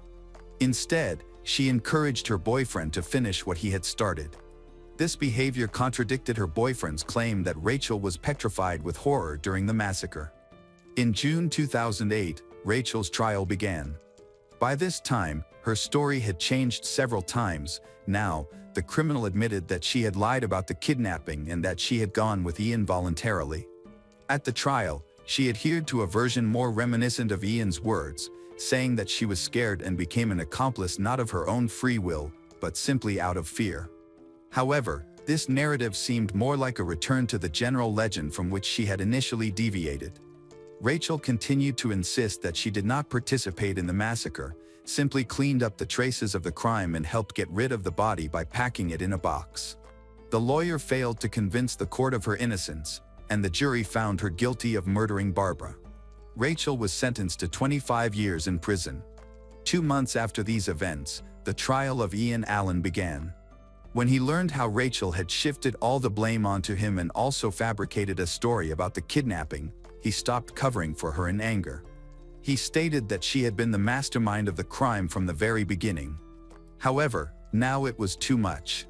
The prosecutor's office convincingly proved that he cold-bloodedly stabbed a defenseless woman in a fit of hatred. Ian was also found guilty and sentenced to a similar punishment of 25 years in prison, despite the guy's words. Even now, many support Rachel and consider her innocent. In particular, her brother and grandparents believe that she is a victim. On October 14, 2022, Rachel was released early from prison for good behavior. She went to live with her father in Newport Beach, California, where he still resides, while Ian Allen is still serving his sentence in a state prison.